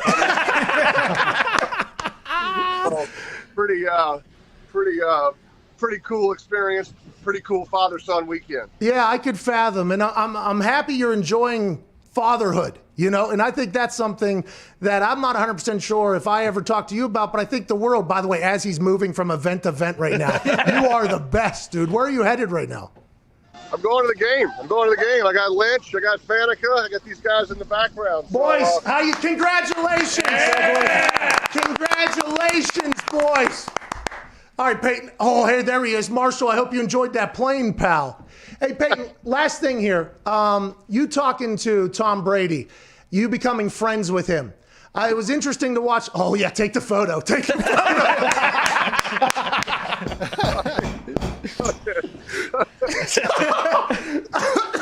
All right, we will wrap this up. You talking to Tom Brady, how much does that happen? Did Clyde Christensen, yourself, and Tom have a convo before he went to Tampa? How has that transition been? And do you feel like you're one of the only people he can talk to about his entire experience in the NFL? Well, I'll tell you, Pat, I don't think anybody can do what Tom has done. Look, I know how hard it was for me to get on the same page with my receivers, learn a new system, learn new coaches. But I had a full off season. I was injured. I was rehabbing. The fact that Tom has done this in a COVID pandemic off season, no time to meet with his receivers. He met with his coaches illegally by breaking into Byron Leftwich's house. So besides that, it's been incredible what he's been able to accomplish, and he deserves all the credit. His leadership is what's put the Bucs in this game today, and I have great respect for him because I know how hard it is, but he deserves all the credit. Hey, how did you know Red 18 was coming? Pat, I mean, I can't tell you how much I appreciate you telling that story and just growing the legend. That was about the 18th time I tried it. I was 17 going into that. And, when it doesn't hit, you just keep walking. Nobody ever really tells you about it. So when it hit, I was as surprised as you were. And the reaction from some of the good old folks there in the casino that night was pretty special. Well, I appreciate you doing that. You made me and those folks in the casino a bunch of money. Congrats on the Hall of Fame nod. Thank you for spending time. Enjoy yourself at the game, Peyton. Pat, thanks, pal. I appreciate you. The Sheriff, Hall of Famer, Peyton Manning. That makes sense. He was 0 for 17 with that. Volume shooter there, but I happen to be there for the one time. Yeah. I wonder how many people who are orators did he do that to in the past, because they're never telling the story. Mm-mm. For me, man, it was a heroic moment in the casino. What a legend. Were we a part of the Hall of Fame shot there? Yeah. Your picture's in the side. What an electric time. I was waiting for Foxy to yell to Calvin to forgive Detroit. Release the curse. I reached out, I was like, hey, any chance? And the response was like, hey, there's a lot, because the whole Hall of Fame thing is how I was I was told the whole Hall of Fame thing. And I was like, hey, even if it's for 5 minutes while you're going to an event. He was like, all right, you got to lock it in or whatever. So, I mean, that's exactly what happened. I can't thank him enough for that. That was really, really, really cool of him to do that. How about his kid wearing a Mahomes jersey? I saw that. Yeah. I did see that. There was a lot of questions. How about his kid flying on a 757? Yeah. Good for him. Playing catch. For a long time, people thought there was a chance that Peyton wasn't going to have kids because he was so focused on the game or whatever. Mm-hmm. Then whenever he had twins or whatever, it was just good for him. Excited to see how it changes him. It didn't at all. He went on to win a couple Super Bowls and everything like that. Oh. That was awesome. The Red 18, man. What a fucking moment, dude. You're talking about people with less than 2 teeth. Yeah, I can imagine. Less than 2 teeth down there. And also some well-dressed people as well. Let's not get crazy, but they're just people. Good old. We're talking about, we're the group that hit off of that literally probably to this day still tells stories about Jesus Christ walking in. In the form of Peyton Manning and them saving like their last, $150. Everybody took every chip on the table and put it on. Like it wasn't just like, pack table, everybody, just one stack on a thing. I've never seen it before. It was awesome. It hits. Imagine how he feels. Yeah. That's what I thought. Goddamn right. All right, let's get to a break. On the other side, we'll have some phone calls. AJ Hawk will be joining us. Ooh. Can't wait to chat with him. And then, by the way, we have another surprise guest that's going to come that's going to be big. Wow. Hey, it's going to be big. Big shout out to Peyton for joining us there. Watching a lot of his friends compete in the Super Bowl here. Yeah. Tom, by the way, just jogged on the field. Oh, he looks spry. Yeah. The cleats look clean as shit. Fist bumps to Byron Leftwich. He's feeling good. The boys are loading onto the field. I believe we have a cameraman inside that we'll lead off with on the way back here. Oh, this nice. is the Pat McAfee Show. We're back on the other side. We'll see you then. Dance with me. That opening kickoff in that Super Bowl you're referring to with the Colts, Hester takes to the crib. You having a little bit of a heart attack there?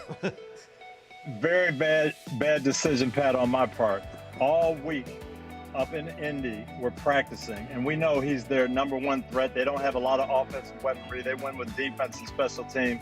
So for the whole week, we're in Indy. We're not going to let him touch the ball. We practice squibbing to the corners, bouncing the ball, high kick, pop-up kickoff, punt it out of bounds, everything to not let him touch the ball. We have a chapel service, and the chaplain talks about David and Goliath, and he says, hey, the reason David beat Goliath, he wasn't afraid. Everybody else was afraid. David ran right at him, threw it right between the eyes, and it was over. And I started thinking, we're acting like we're afraid of Devin Hester. So I told the team on Saturday night, I hope we lose the toss. We're going to kick off. We're going to kick it right down the middle. When we pound him, they'll know we mean business. David and Goliath, it's going to be over. We kicked it to him. 12 seconds later, he's in the other end. He's looking at me saying, what idiot decided to kick the ball to Devin Hester? But fortunately, the last 59 minutes, the team made up for it. Wait until they see the tone we set on the opening kickoff. Yeah, that was it. I bet you Vinatieri was sitting there. I don't know if that's such a good idea. Couple people, one college kid, took a shot at my swag. We noticed. We know. We don't like that kid. I don't think a lot of people understand what swag is. You know, some of this younger generation thinks, you know, swag is just like the clothes I wear or whatever. No. A swag is a mentality. Yeah. Swag is a mindset. I try to tell this to some of the guys in the locker room this week. I said swagger, which is what swag comes from. Swagger is a mindset. Swagger isn't that you have a Supreme backpack on, or that you have your shoes, you know, unlaced, walking around with, you know, you got your new Louis fanny pack that you make sure it's not worn at your waist. It's worn over your shoulder. That's not swag. That's not swagger. That's fashion choices. True swag is owning your inner essence. It's a mindset. And my essence on the field is that I feel like I'm a throwback player and I'm a tough guy. What I've played through, how I wear my stuff, you know, I'm kind of a no-nonsense, straightforward. To me, that's what swag is all about.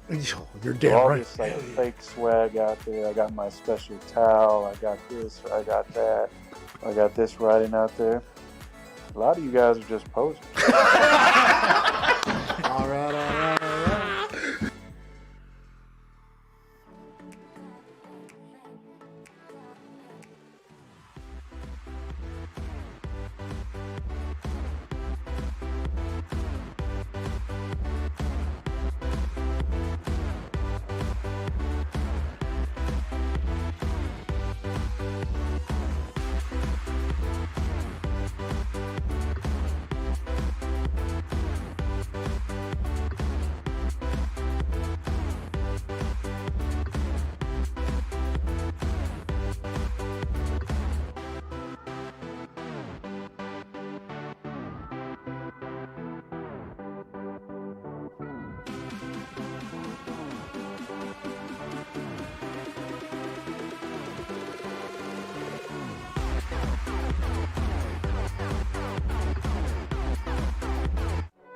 Every day is game day for these guys. It's showtime on the Pat McAfee Show. Every day is game day, especially if it's Super Bowl day. You are getting a live look at the stadium, Raymond James Stadium, the home of Super Bowl 55 in Tampa Bay. This is an exclusive camera directly for this show right now on the field at the Super Bowl. You are looking live. Welcome back to the show. This is the Pat McAfee Show. Actually, it's not. This is the Countdown to Kickoff Celebration Super Show here on Sunday, February 7th. We will be with you live all the way until the kickoff of the Super Bowl. Joining us now is a man who has won the Super Bowl before, Mr. AJ Hall. AJ, what up, dog? What's going on? Good job with Peyton, man. I got to see it. What a, pretty amazing that he did it from the bus with all the other Hall of Famers. Yeah, it was a pretty special deal. We can say on authority that we had Calvin Johnson, Alan Faneca, John Lynch, Peyton Manning, and friends on Super Bowl kickoff. Ooh, big game kickoff show. Right. That's pretty good. That's pretty good for us. That was very nice of him. I appreciate it. We got another massive, not that you're not, by the way, AJ, people just see you. We got another massive surprise guest, by the way, coming up here in hour 3 of this thing. I cannot wait for it. Who is it? You going to tell me? No, AJ does not know. Nice. No, AJ does not know. Let's go. I've been pretty, I've tried to keep this thing locked pretty tight. I like to surprise you. You know what happened? You put something online that you posted, hey, you can win $5K if you guess all 4 guests. So I text you and ask who's coming on. You said, "Whoa, what are you trying to win $5K, bud?" And that's the last communication we had before the show. I'm happy that's how I responded. I am very excited that is how I responded to that. By the way, I think you probably were. And I don't think anybody has gotten it right. I don't even know if there's any contenders left at this point. I would have gave away $5K there. We are giving away 5 $1,000 winners, as well as 2 Oculi, 2 AirPods, 2 Apple Watches, 4 gaming chairs, 2 CBDMD packages, 4 merch store credits for $250. All if you utilize the hashtag FanDuelPMS Super Show. And you can also potentially win 5 $1,000 site credits to our official sponsor, FanDuel. If you put in a same game parlay and tweet that parlay out using the hashtag FanDuel Super Same Game Parlay and tag FanDuel Sportsbook at FD Sportsbook. Okay, here we go. So we're giving away a bunch of shit, AJ. This is a celebration. We're here on Super Bowl Sunday. Never could have guessed we were going to be here. You thought the Cowboys were potentially going to be playing this day. They are not, but what are your overall thoughts here, AJ? I'm excited for the game, and I'm not that upset that I picked the Cowboys to win. You know what? Hey, when your franchise QB goes down early in the season, sometimes it's hard to overcome things like that. Dallas will be back next year. I can't wait to make a prediction eventually about next year's Super Bowl. But for tonight, I'm sticking with my team. I think the Chiefs, I just cannot bet against them. Did you see Jim Rome do his little open, like his whole spiel on CBS? No, by the way, I am bummed that I did not see it, and I wish that I did. What did he say?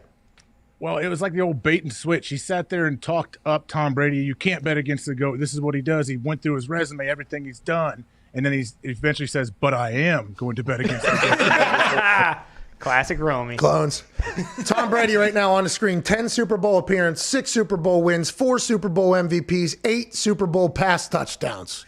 This dude's unbelievable. And then walking out onto the field next to the Shermanator, next to the man who donated his truck, Patrick Mahomes, is currently taking the field down there at Raymond James. I mean, this is going to be, do you see how pumped up Tom is, by the way? Hey, Tom is full let's fucking go into the side there. This is going to be, I'm pumped. I am getting more and more excited for this thing as we go on. Now, tails better come, and AJ, you're the only one on this show that doesn't want that to happen, right? I picked heads. So did everyone else pick tails? Yeah.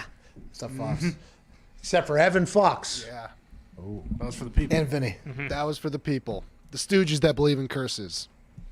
Well, you're cursed, so. Well, by the way, everybody felt much more at ease whenever you did that. I've never gotten so many thank yous from one tweet. Thank you, Fox. Is that going to be your new thing? Are you going to be a hero? Just wherever you see where all the people are betting, you're like, I'm betting blah, blah, blah. It kind of felt good. I won't even lie about it. Kind of come out of the cave. You know what I mean? Like, you're welcome. Everyone wants my picks. And once I ruined Gumpy, I started to think a little bit. Yeah, you did ruin Gumpy. We got the greatest soccer bettor on fucking earth. Foxy rides alongside of him one time. Gumpy loses every single game. They go 2-9. Thank God, Fox. Gumpy hasn't lost 9 games maybe this entire season. Yeah, in about 3 months, I hadn't lost 9 soccer games, and one day. And fucking Foxy jumps into the soccer bet. I got you, dude. This seems like what everybody else is doing. It's just free money, man. Yeah, soccer stinks. It does. It does, but we've all been making a lot of money off of it, and it's a shame that you can't join us, but we are thankful for your heads pick. Adam Vinatieri also picked heads. I didn't get a chance to ask Peyton. I am a little bit bummed about that. Red 18 Do you think thing. He would have probably had a pretty clever answer, I think. So they're going to post that photo somewhere where it's him, John Lynch, and everybody outside the bus going to the Super Bowl. And he's standing with the phone like this, right? Zito's already looking for it and already adding in an extra arm extension with me on that thing. I cannot believe he fucking did that. What a good dude. He's got a children's hospital here in Indianapolis, by the way. Just an entire children's hospital. What about, is that a new plane that Jim Irsay let him borrow? Because that's not the same plane you flew to do the WWE, is it? I believe flying to the Hall of Fame plane and SmackDown in Buffalo plane. Potentially two different planes. Yeah. Two different planes. I'm not happy about it. But when I did talk to him during the retirement conversation, he asked me about becoming a boss, like, will I be able to become a boss and make the tough decisions? And I haven't done a Jim Irsay impression in a long time, so I don't want to do it because I have forgotten what it is. But he asked me if I'm going to be able to make the hard decisions, like, am I going to be able to fire somebody? Because when you fire somebody, you're firing an entire family. But you're also replacing and hiring an entire family too. So you got to weigh those things. Are you going to be able to make the big decisions? Like, for instance, I'm getting asked right now, do I want to rent a yacht and go down to the Caribbean, or do I want to rent a 757 and live like a sheik? I mean, these are tough decisions. And I told him, like, get the 757 for sure. You can get a yacht in Indianapolis. Go get that thing. But I do believe he might have an entire fleet of planes at this point. Because there was 2 planes that we saw whenever we hopped. 2 planes that are massive that were not that plane whenever we hopped in there. So he might have 3 to 10 planes at this point, which, by the way, awesome. I would do the same thing, I think, if I was him. I mean, this one that Peyton flew on and his son is absolutely gigantic. What is it? Do you know what kind of plane? I do not know. I couldn't even guess. I tried to look from looking at the outside of it, and I could put together some sort of guess if I had a little bit more knowledge, but it looks like a fucking commercial plane. It does look like a 747. Yeah, I don't know. There's like 727, I think, 737, 47, 57. Like, there's a bunch of different ones. It looks like it looks like a commercial plane. It feels like I've seen that at an airport, like at a gate, like somewhere, and it's like, oh, that's the Colts plane. And then Jim was like, no, yeah, it actually is going to be now. Yeah, I'm just going to, we're going to put some chairs in here. And by the way, you can smoke cigs on here. Let's go to Aaron in Oklahoma. What's going on, Aaron? How you doing? This guy. Come on. You guys sound good. Hey, so do you, pal? What do you want to talk about? Nick wanted me to hang up on you. Let's talk about Matt Stafford and all those people that thought the Rams gave up too much, because now we got people wanting to join the Rams like they did the Bucs last year. Who's that? Who's wanting to join the Rams? I don't know. Sources, according to my sources, players are texting Stafford to come join the Rams next year. Oh, okay. Aaron says his sources are saying that. I'll be intrigued to see if that continues to be a place where guys were going to ring chase, which happened with, they all got paid though. So they ring chase and got the biggest deals they could possibly get, and then they had to cut everybody. I assume when you got a quarterback and you live in Los Angeles, that could become a desired place. Going to be tough for people to not want to ring chase to the Chiefs and maybe even to Tampa here if Tom's going to play forever, but LA wouldn't be a bad place to play. No, it has everything going for it. If you're think about it, all right, Sean McVay, young stud offensive coach, seems to be run a program that's very fun and free and let the guys be who they are. But yeah, when you throw Matt Stafford in the mix, I'm sure there's people that want to go there because they feel like they're one of the handful of teams that actually has a chance to win the Super Bowl next year. Hey, we all want to be on Super Bowl Sunday, don't we? We all want to be on Super Bowl Sunday. What's that, Nick? I have a question with that. When you see those guys go in there and then you see the way that organization's handled things like Todd Gurley and Goff, where they pay them and then a year later they just tell them to get the hell out. Does that matter? Does that matter to the players? Listen, they've learned from their mistakes. Okay, that's what they said. They have learned from their mistakes. I see catastrophe down the road yet again. They're kind of like kicking the can down the road, but as long as you keep kicking it, who cares? Ain't that right, AJ? Just got to keep juggling that thing. We'll fucking deal with that next year. Think about any possible free agent, though, Pat. Yeah, you can give those guys as examples. Say, oh, they were only there for a year or two of this big extension they got. But what's every player saying? Well, that's not going to be me. Like, I'm going to be a monster. Like, they're not going to cut me. There's no way they're trading me. And Jalen Ramsey was able to do that, such a thing. Nobody thought. He's been unbelievable out there. Aaron Donald, by the way, congrats, Aaron Donald, Defensive Player of the Year. Yeah.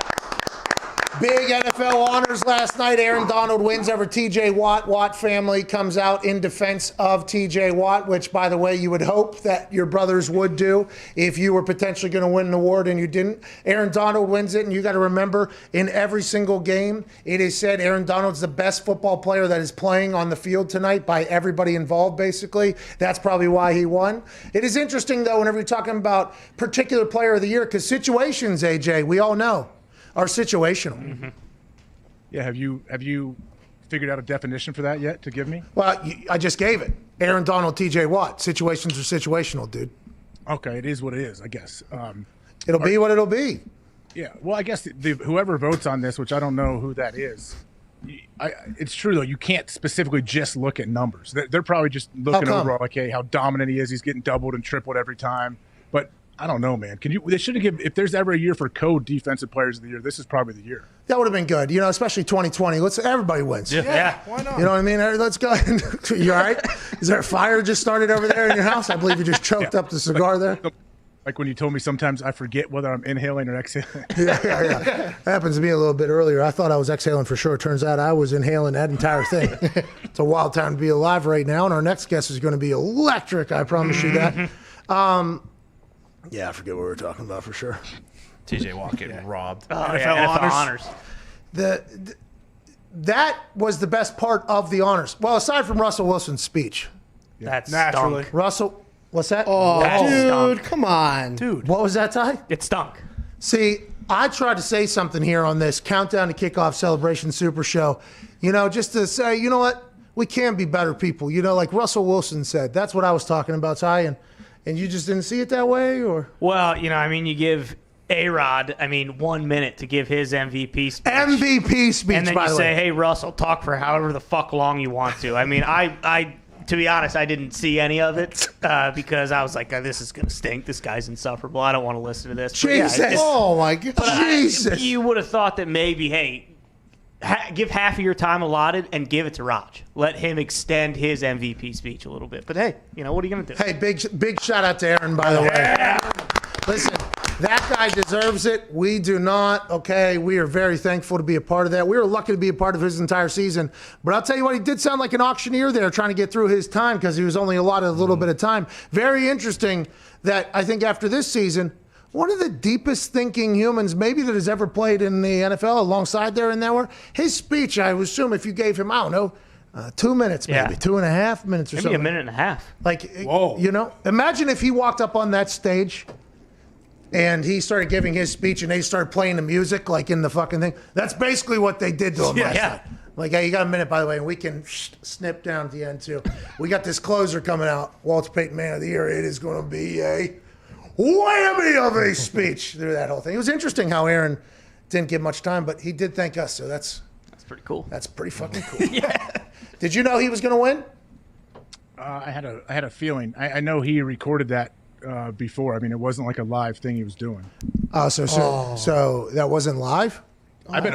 Was everything taped, do you think? Like, was Russell live in stadium when he did it? I think so. No, I don't. Probably He's because down there. if Russell was recorded, don't you think they would have cut his down a little bit or told him we don't have that much time? No, I doubt it. They probably would have said stretch. Walter This Payton is Man great. of the Year. Russ, Stretch, keep going. Rush. Yeah, keep going. Can you do a rap, Stretch, baby? Rush. Interesting that Russell didn't thank you guys or us or anyone. Yeah, it is interesting, isn't it? Well, he definitely doesn't thank us because of what Ty just said. The guy stinks. Ty's You don't bad want guy. his thanks anyway. It's probably not genuine. Hey, so. Steve Harvey was good. Steve Harvey. Jesus. Hey, thank you, Ty. That was genuine. Hey, I appreciate that. I could tell. Steve Harvey was good, I thought. Mowing down a Zoom call in the Patriots. I like that a lot. Oh, yeah, it was awesome. That Green Day fucking crushed it, dude. Oh, yeah. Green Day crushed it. What, they have 22, 23 minutes set Yeah, there? the opening A block pretty much is like 24 minutes, and then they got to it. Give that to Green Day. Did you watch the show, AJ? I did, and I always like Steve Harvey. He's great. What an impossible situation when they put the screen in front of him, all the players, and he has to bring all this fake energy. Like, that's something that you could do. Steve Harvey could do. I don't know many others that could do like an opening monologue like that. With no crowd, really. I mean, there's a Zoom call laughing at you, but it's delayed. Okay, it's delayed. Know that you're going to be talking to nobody. Just go ahead and roast everybody. You got it. I enjoyed his opening monologue. Not as much. I mean, he had to follow Green Day, who had a 32-minute set there to start that thing, which, by the way, nobody knows how that happens, but Green Day always kills it. It seems like they show up all the time, too. It's like, Green Day? Okay. Yeah, it's like a celebration when it shows up or whatever. You know what I mean, AJ? Hey, do you think that Steve Harvey was aware of Green Day before yesterday? They've probably done an event before, actually. Yeah, true. I would assume that they have done the same event. I would assume. Green Day always gets gigs. It is unbelievable. And every time they come on, I go, okay, Green Day. Well, and did you guys see later? I can't remember who it was. His name was like Moses Malone or something like that. But they had him on top of the stadium singing. That was see-through. awesome. Yeah. Whoa. That was awesome. That was awesome. You know, I was like, okay, now I get it. That was in the in memoriam section. Yeah. Yep. It was very nice. Very nice. Speaking of nice, it is going to be clear skies down in Tampa. They said there was a chance of rain, but every photo we've seen has looked absolutely movie set like. AJ, high scoring affair tonight, you think? I think so. It's possible that they could start slow. That can happen in the Super Bowl. But, yeah. What's the over-under? 55.5, I believe. 56.5. It went back up, I believe. Let me check to make sure. So it's up to 56.5. That'd be 28-28. You're like, yeah, no problem? Yeah, I'm going over. You know how the Chiefs work. Like, okay, they got shut out in the first quarter and they scored 28 in the second. Like, that's the kind of team they are. It has dropped back down to 55.5, and I just saw there was like 150 grand on the under, so I think there's some money coming in on the under. Oh, so there's a shop out there going on the under. AJ Hawk says go to the over, even though if they start slow, because both teams can get points in bunches. That's very interesting. Any other prop bets you guys are intrigued by that you would like? AJ, National Anthem, a lot of people are taking it off the board because the video that surfaced from rehearsal the other day. I don't know if you saw that. I did not see it. What happened? Well, it's over. Somebody recorded the rehearsal from outside the stadium, and it was like 2:16, I think, 2:18 or something like that. 2:16. So it would have been over. So a lot of people are taking it off the board, which is a real shame because that's a massive part of the Super Bowl. Obviously. It really is. And to your slow start, I am taking the under 10.5 first quarter, and then for the teams to score more points in the second half than the first half. I would like to let everybody know that it was great looking or great sounding bets. CBS has the 8K camera on the sideline. Whoa! Now we're talking. Cool. I just saw the 8K camera go past Patrick Mahomes while he was warming up. Can't and wait I'm to hear Romo's reaction. Hey, that's the point. Is that the portrait? See Jay Gruden say stuff about Romo? Bro, Jay Gruden just came out and was like, excuse me. Listen, I don't want to say anything. That's basically gave like that. I don't want to, but what is he batting 300 in this? Nobody even talks about it. The ones he gets wrong, do they? Oh, no, because nobody knows. I could do that. I could go out there and do that same thing.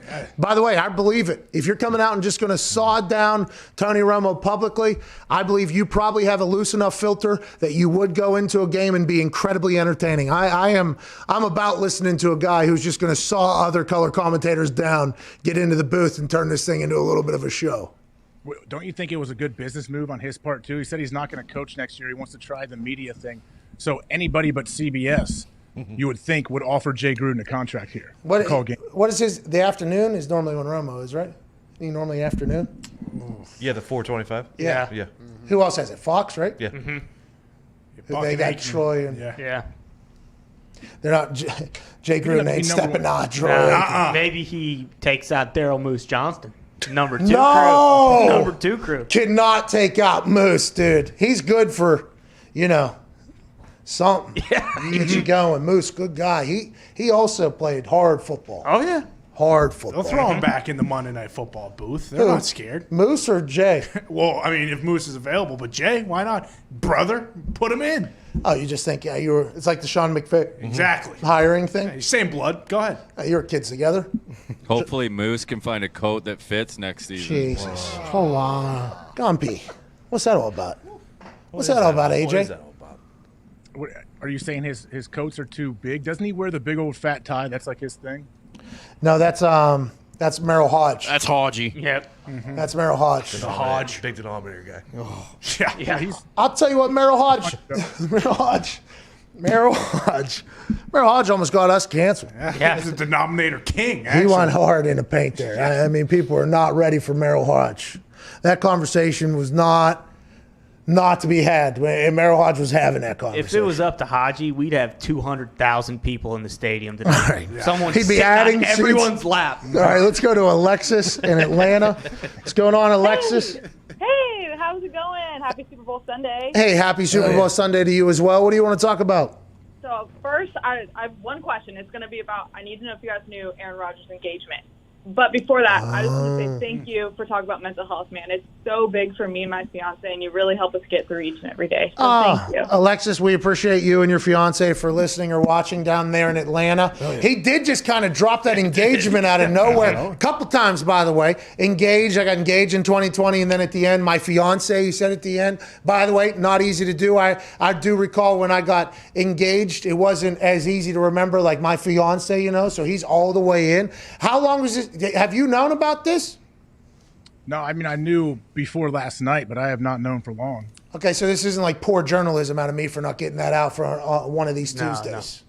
I mean, I think that's why he said that last night, because it's an easy way to not have to try to call and text and let people know and tell everybody, okay, yeah, it happened. That's hilarious. That's like coaches use press conferences to talk to their team. You know what I mean? Like, hey, before our first team meeting tomorrow, this is what you guys need to be thinking about coming in. He's like, listen, all right, instead of sending a text to everybody, we'll just, how about in the MVP speech? Pretty cool? All right, that's how we'll do the announcement. That's awesome. Good for him. Hey, good for him. Yeah. Oh, yeah. Congrats. Good for him, by the way. That's awesome. You going to be invited to a wedding? You going to do the wedding? Oh, I told him years ago, if you ever get married, I would possibly think about officiating the wedding if you need me to. I don't think I'm on the small list of possible people to do the wedding. Oh, dearly beloved, let's do it. Hey, you know who he could get? You, huh? There's a big time guy out there that I know officiates wedding. The Pope? Jack Easterby could do it. Oh. Jack Easterby should be doing that. I'll tell you what, if he doesn't have Jack Easterby, I'll be bummed now at this point. Yeah. Could you imagine Aaron just turning and slapping him in the mouth? Right in the middle of it? Don't do the fish joke. That guy's already ruined enough quarterback. Oh, Clyde Christensen and Tom Brady are walking to the locker room. Patrick Mahomes and the boys are doing the same. Just got done with their warm-ups. Now they'll go into the locker room. They will sit around, try to bury their nerves. Then they will pass time. They will poop. They will pee. They will pray. They will talk. And then the boys will come out of the tunnel, and Super Bowl 55 will be about 35 minutes later after all of the pre-game pageantry bullshit. Ain't that right, AJ? That's right. I mean, hopefully the majority of them aren't taking dumps pregame. They got to take their pants and their tights and everything off. Like that's not an ideal situation, I think, for them. They should make a poop zipper. Just in the back? Yeah. Probably get stabbed, you know, you get tackled back there. Can't have zippers. Get on. I was a pregame dump guy. Your fly's done. I want to feel as light as possible while I'm flying around kicking this football. But you're right, it was very difficult every single time, especially in the fatter years, getting in there with the shoulder pads and getting everything down there. You don't have to worry about that anymore. I'm not dumping in pads, but we might be talking about those who are on the other side. Massive guest joining us. We'll see you on the other side of the break. This is the FanDuel Super. Yeah, would never made it. Would have never made it. We missed it. We missed it. What are you going to do? Get him next time. We'll get it on the other side. We got about 6 minutes here. I'm going to go to the bathroom, and then we will be back with massive giveaways, a massive guest, good conversation, and then we'll watch the game. We'll watch the coin toss. We'll watch the national anthem. We'll watch the kickoff, and then we'll enjoy the hell out of this Super Bowl Sunday. We'll see you in about 5 minutes.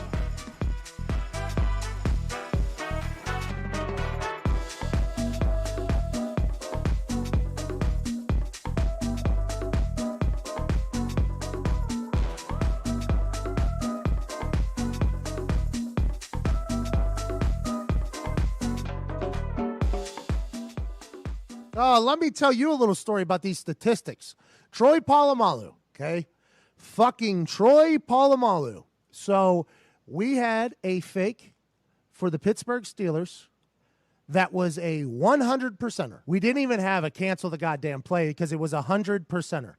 If we ever end up in this situation, inside the 7-yard line on the left hash, It is a 100%er that the C gap will be wide open, and we will just part the C to the left. It'll be a touchdown. 100%er. We're playing in Pittsburgh, the city I grew up in. I grew up in Pittsburgh. I won the punt, pass, and kick national championship, AJ. National championship, AJ. Congrats. AJ, did you ever win the national championship, punt, pass, and kick? I think I got 3rd or 4th out of 4 at the Nationals. I'm proud of you, man. Anyways, so we're there in that stadium, okay? A lot of McAfee's in there. A lot of McAfee's in Pittsburgh. I'm going to score my first fucking touchdown, night game, Sunday Night Football, I believe it was, right here, touchdown. We get into that situation, and I'm like, holy fuck, this is really going to happen. We're like on the 6, on the left hash. It's 4th and goal now. Field goal team's jogging on. I'm like, well, fuck, it's about to, I'm ready. I am ready for this to happen. So I get out there. I get down. Vinny's like happy for me. Vinny's like very excited. He's like, let's fucking go. Like Vinny's excited for me at this moment. I'm like, here we go. So I make the call. I forget what it was. So I start saying it, right? And everybody's looking at me like, okay, bright eyes. Here we go. Let's get after it. Offensive linemen are dead ass tired. They do not want to be in the middle of a field goal anyways. So they're just like, all right, I don't give a fuck if you die here, but this should work. Let's get some points. And all of a sudden, I go through my cadence, I call it, I get down, and Troy Polamalu's fucking ass goes ahead for however long his career was at this point. I think it was like 9 years or 8 years at this point. Not a once has he ever gone to this side of the field over here to the left and stood right in the C gap. Never. He lined up exactly where he had lined in film 100% of the time. And then as soon as I got to like the second cadence right before set, he just bounced his little ass right over to the C gap. And I like stopped everything I was doing and I literally just looked at him. And I gave him like a, what the fuck are you doing, man? Like, why are you there right now? And then I stood up and said, we are kicking it. We don't have it. We have to kick it. We are kicking this. And then I get down, and Vinatieri kicks it, and I jog off the field, and Chuck Pagano comes running up next to me. He's like, hey, good job. What you see? I said, what did I see? Polamalu just fucking went right into the goddamn C gap. What did I see? What did I see? And he goes, okay, sounds good. Good call then. And good call then. And then Vinatieri's like, hey, way to go, buddy. I'm like, way to go? Are we not going to talk about how big of a fucking asshole Troy Polamalu is for what just happened right there? So that's. I saw the angel of death waiting for me in the C gap. It's unbelievable. What, you thought I was going to run him over? No way. He's probably going to strip me and score a touchdown the other fucking. That's Polamalu, bro. That ain't just your backyard football with your son. These are professional fucking athletes. He'd probably jump over the lineman, pick me up, and run me into the other fucking end zone if he wanted to. That's what he would have done. The hard-hitting safety of his generation, too. I mean, Ed Reed, great cover safety. I don't know that you would have feared him, but Ed Reed, I would have feared Ed Reed. Yeah, if I saw Ed Reed in that C gap, absolutely. Reed, boy, the best safety you ever seen, boy. I ain't doing shit to Ed Reed. No, Ed Reed would have made the tackle. I'm saying that Polamalu would have shaved years off your life. Oh, my God.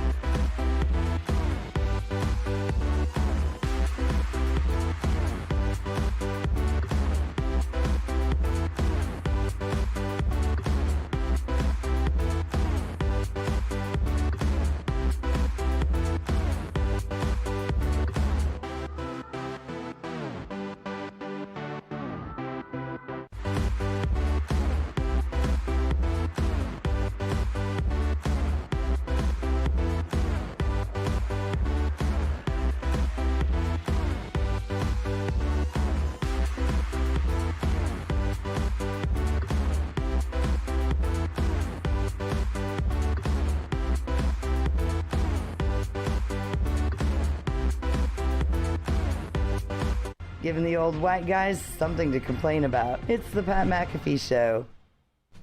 Welcome back to that show. Sorry. Hey, Fox is starting to enjoy Super Bowl a little bit. Come on. Hey, during the break, we went out there, okay? There has been a spread put together. Fantastic. A fantastic spread put together. We appreciate that, obviously. Mm-hmm. And I'm starting to, feel the Super Bowl is about to pop off here. CBS is live here. We're watching it. Is AJ still on? AJ Hawk is still with us. Okay, AJ. I don't know if during the break you left your little attic area you're in and went downstairs, but man, over here we got some wings, we got some pizza starting to pop off over here. We got a Super Bowl pop off about to happen over here. Sounds like you got a COVID super spreader. No, social. Look at our show. Big office. This guy's We listen to Fox, dude. We actually moved. Listen, I would like this to be, maybe a little bit of credit here. We got a projector, and a projection screen to open it up in the basketball court, actually, so that everybody can kind of space out in this whole thing. I think we did it accurately. Yeah. I think we did it. And by the way, you can go check our fucking resume. We've been pretty good. We had a couple. Made me a better person. Cut it off. Definitely made you a better person. Cut it off. Congrats on surviving. Congrats. You too, Zeke. But it was from outside the office. We cut it off. Bang. Nobody else got it. Did not become a super spread. We're pumped up about this. I assume a lot of people are. Tonight, when the Chiefs and Bucks play with a nice spread, let's enjoy the shit out of this, AJ. The NFL made it to the Super Bowl. It's the dumbest thing of all time. Could have never, ever expected this, AJ. No, we couldn't have. I didn't get to see it. I didn't have the volume up, but I saw Goodell got interviewed earlier today. Did anybody see it? I'm sure he said a lot of groundbreaking things. Goodell, maybe best speaker who never says anything in history. He's a politician, but from what I've seen from politicians, and politicians don't make their way into my world much, but from what I've seen from our politicians and how you think they're going to, Roger Goodell is about a 5 to 10 time better speaker than all of them. Yep. He does full press conferences and doesn't say a goddamn thing.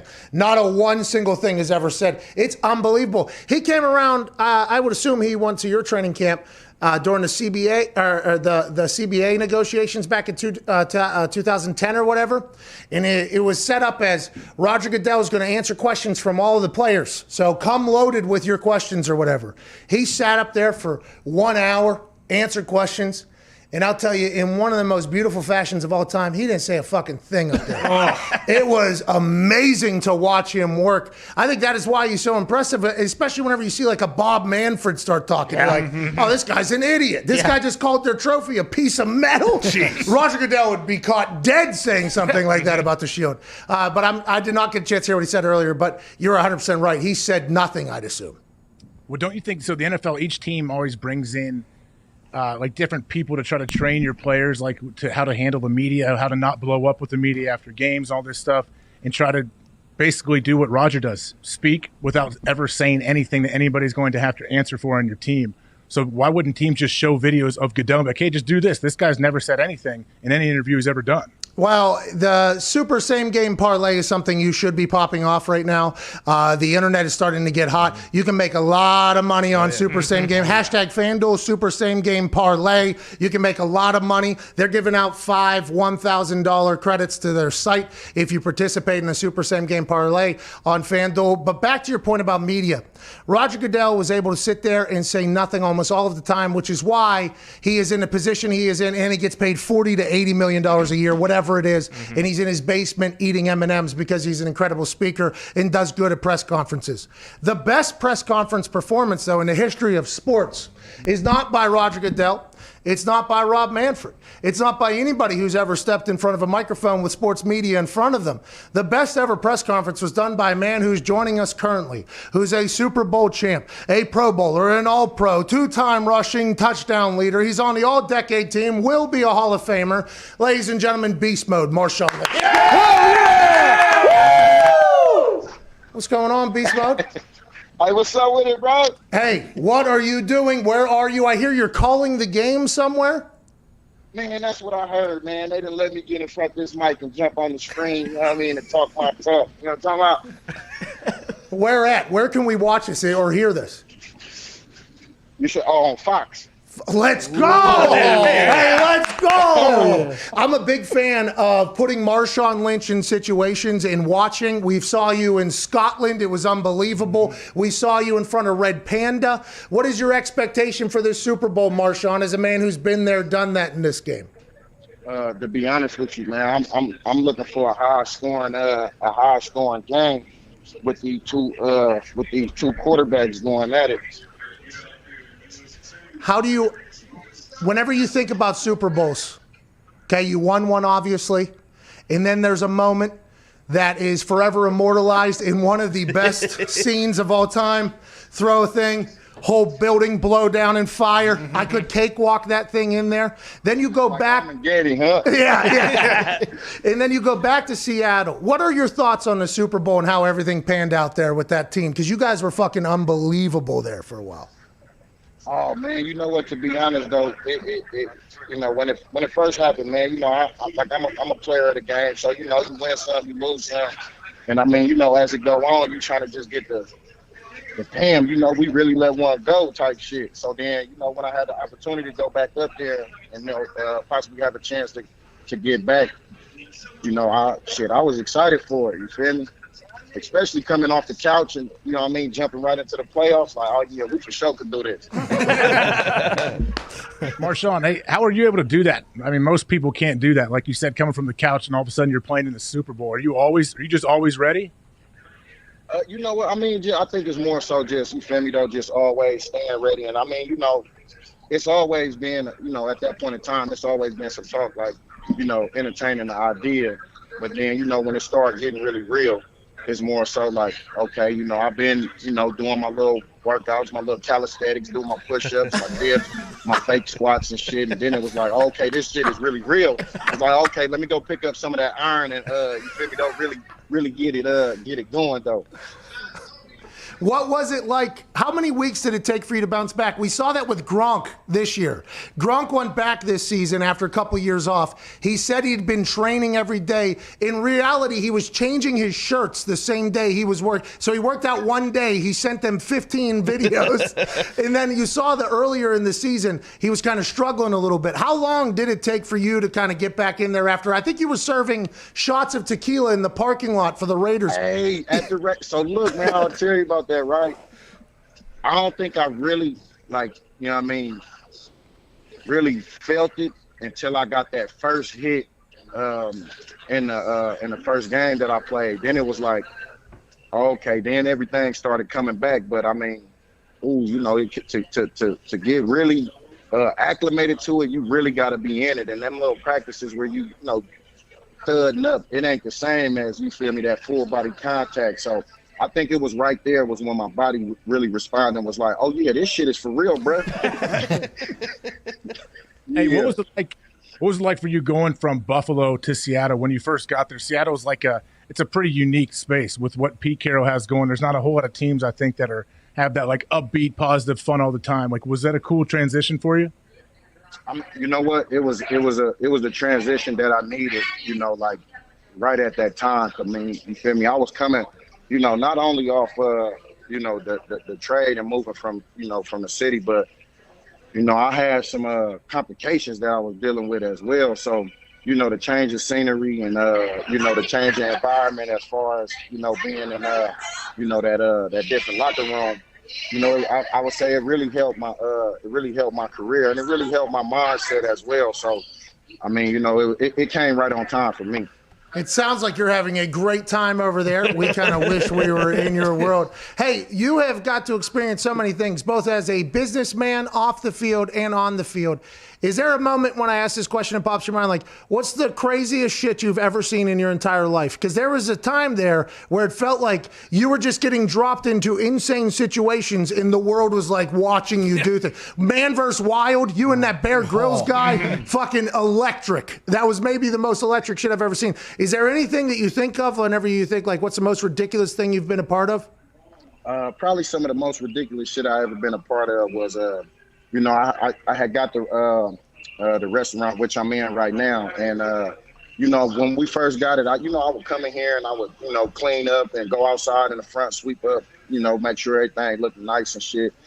And one morning I got up here and I noticed, like, damn, this is a funky ass smell.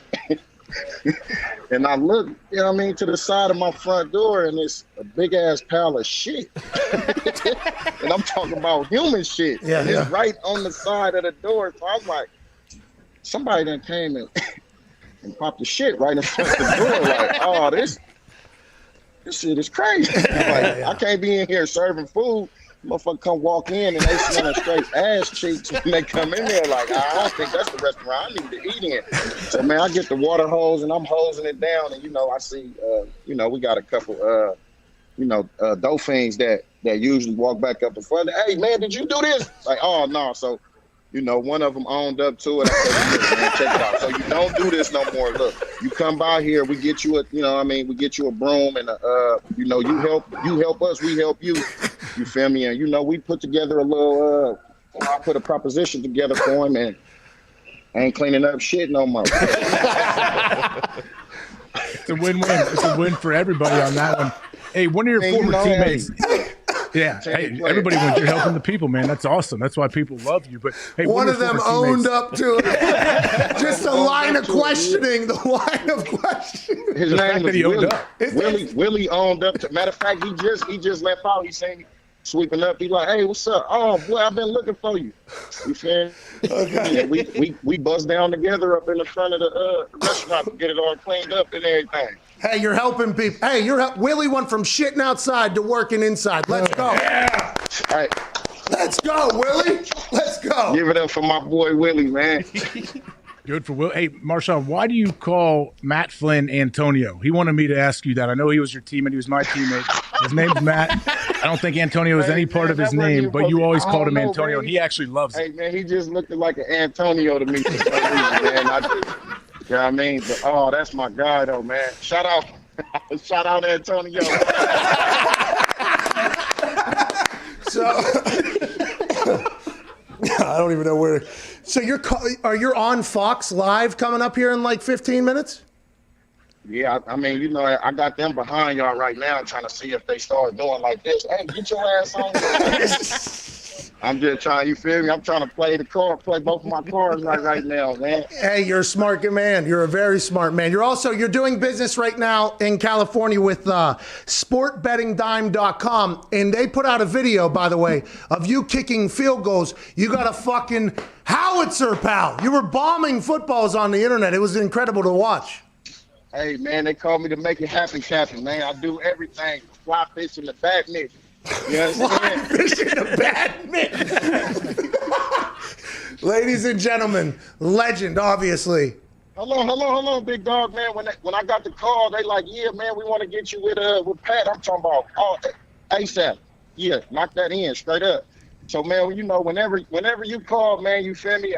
You know what I mean? Get me on the other end of that jack, big dog, man. You got a fan over here, big dog. Man, I appreciate what you're doing, how you get down, family.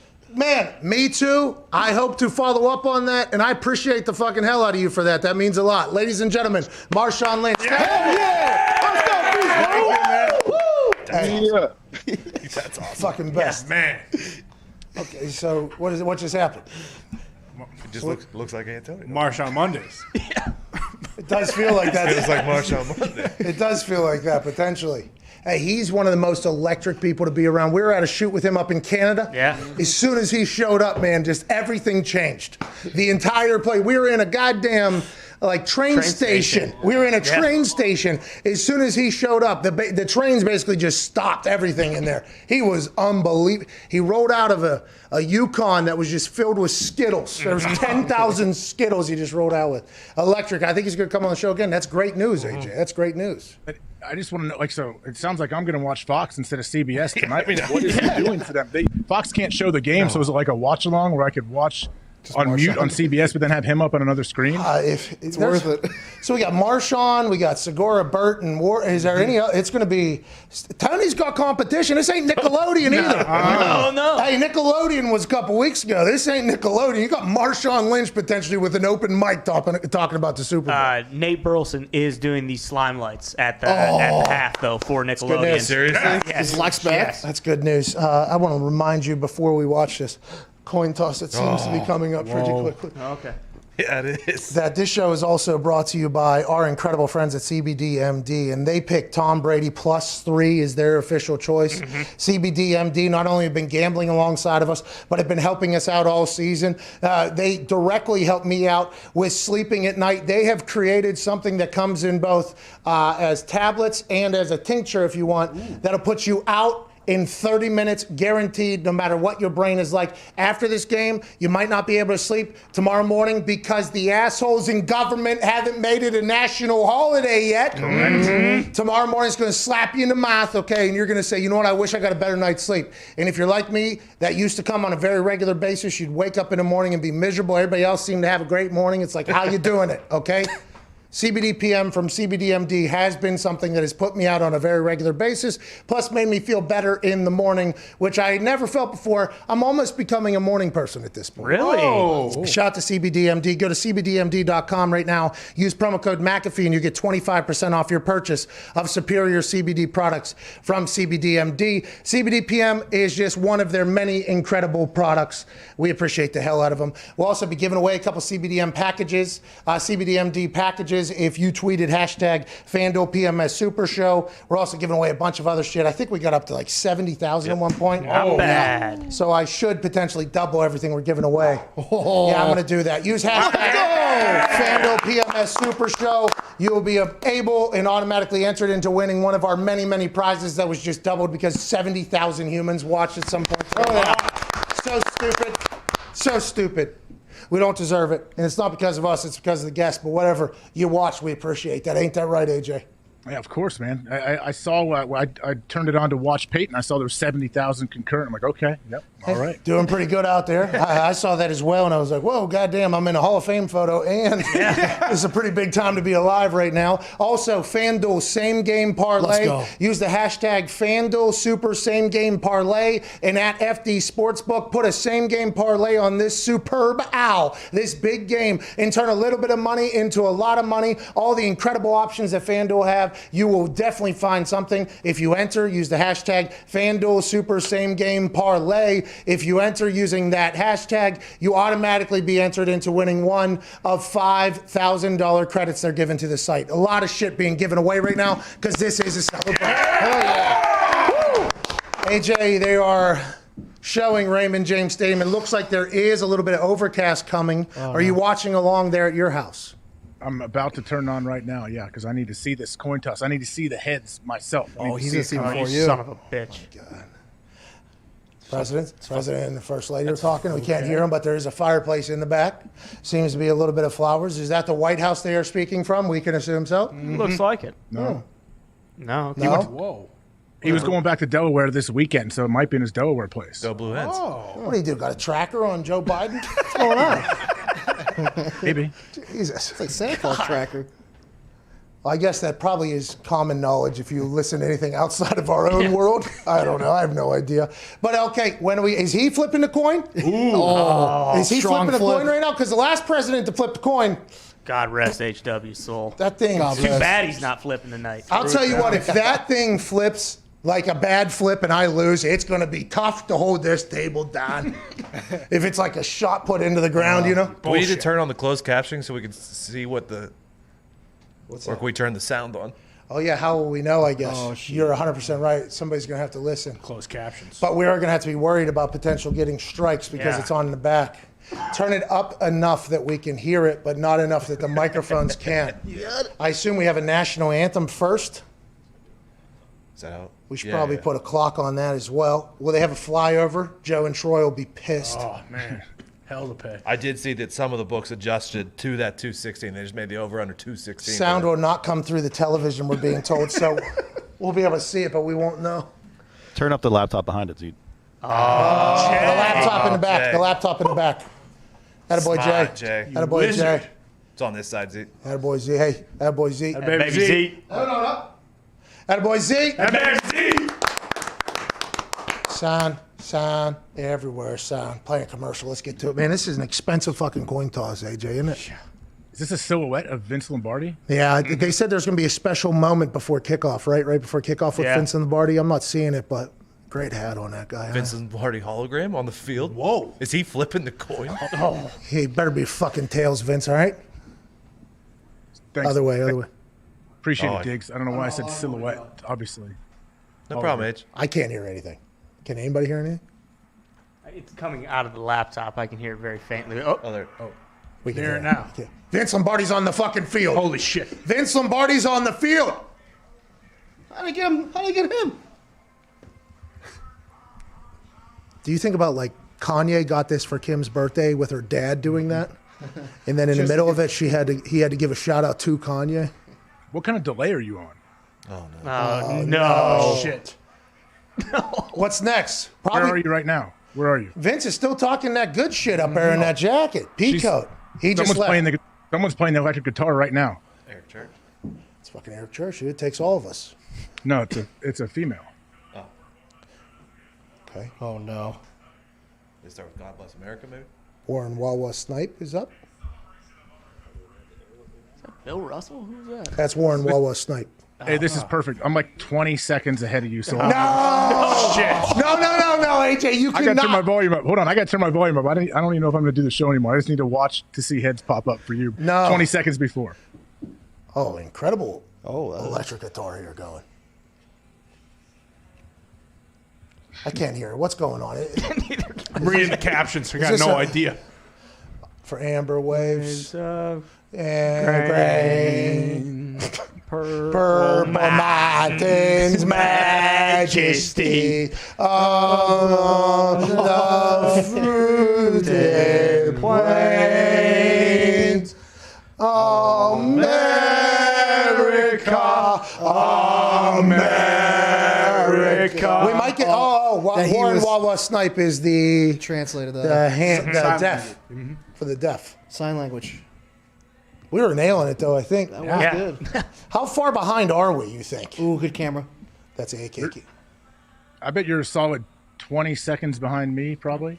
Do not. Okay. Can't have you doing what you're going to do. Get him out. You may know through my reaction. No, you got to turn it down. You got to turn it down. But I don't know. can't hear it. I don't have it up. I don't have the volume up, so I'm going to have to guess and hopefully see it. But I don't know what you'd like. I don't know your reaction. Would you be happy because he won or happy because I won? Yeah. True. Maybe Either way, I win, right? What's up next? National Anthem's up next? Yep. God. For Marshawn, he's going to be live on YouTube. Okay. That's a good idea by Fox, by the way. Put him on. Yeah. What are we going to do for YouTube? If I can put Marshawn. Get Marshawn and Eli. I wonder who he has with him. Who's going to be like teeing him up? Bro, how about Jimmy Johnson? How about the dope fiend coming and working for him? I know. Dude, the timing of that. The timing of him. Yeah. The way he said, so one of them owned up to it. That was class. That was the, because I was a little bit worried where we were heading. And then that, oh my God, Willie's working for him now. Hey, Marshawn's helping the community. Hell yeah, Willie. Shout out, Willie. Thank you, Will. Thank you, Will. Willie literally goes from outhouse to in-house. Who is this here? Oh, that seems like she's crushing, though. People seem to be very pumped. And look at that big crowd. Holy shit, I didn't even notice the big crowd. Hey, let's hear it for the big crowd. Frontline workers. Thank you. Thank you for all your hard work there. Foch can't be happy. Is there no one in the upper deck? No. Foch might be Sure, the there. cardboards are. Cardboard's all up top. Okay. 30,000, remember, it's going to be a part of attendance list. There's 25,000 and 30,000 cardboard cutouts. Hey, did you look at like StubHub or anything on see how much tickets were? 10,000, I think. I thought maybe more. I thought it was 10,000, the one we saw. Oh, Eric Church is playing now on mine. I don't know if this is the anthem or not. Diggs is starting the clock here for the over-under on the national anthem. Will it be similar to the one that was caught on the internet just yesterday? Or was that a fake? Or was that did Eric Church sing a little? Do I start at like first guitar riff or first word? I think it's first words. Yeah. Oh, actually. I think it's got to be. I think we're already in it. You missed it. Go. It's a purple leather jacket, by the way, not a black one. Yeah. Oh, man. AJ, what conversations did you have during the national anthem when you were on the sideline? Any? No, but my good buddy Spencer Havner was on IR. I was sitting there just whatever. It was Christine Aguilera, and I guess she messed up. I didn't realize at the time they showed me on the big Dallas Jumbotron during the thing, and my buddy popped his little head in. I have a great picture of him popping his head in on the Jumbotron. National anthem, always like, you don't know how people are going to handle it on your team. There's some guys that are in full. Locked in, you know. I was always a swayer. Smart ass remark, sway. It's a good sway. Do we need another smart ass remark, maybe? Let it go. Standing next to Vinny. Yeah, normally you have Vinny. Overton. And then, we had the D coordinator stood next to us there for a little bit. People used to just come talk to us, I think. I don't know why. Probably because we're just idiots or whatever. It's getting a little bit long, isn't it? We're at a minute on mine. Are you doing this? You're doing that? Yeah. I think it's the stadium, but she's singing the shit out of this, huh? Oh, yeah. Thank you. Thank you, Jasmine. Thank you, Jasmine.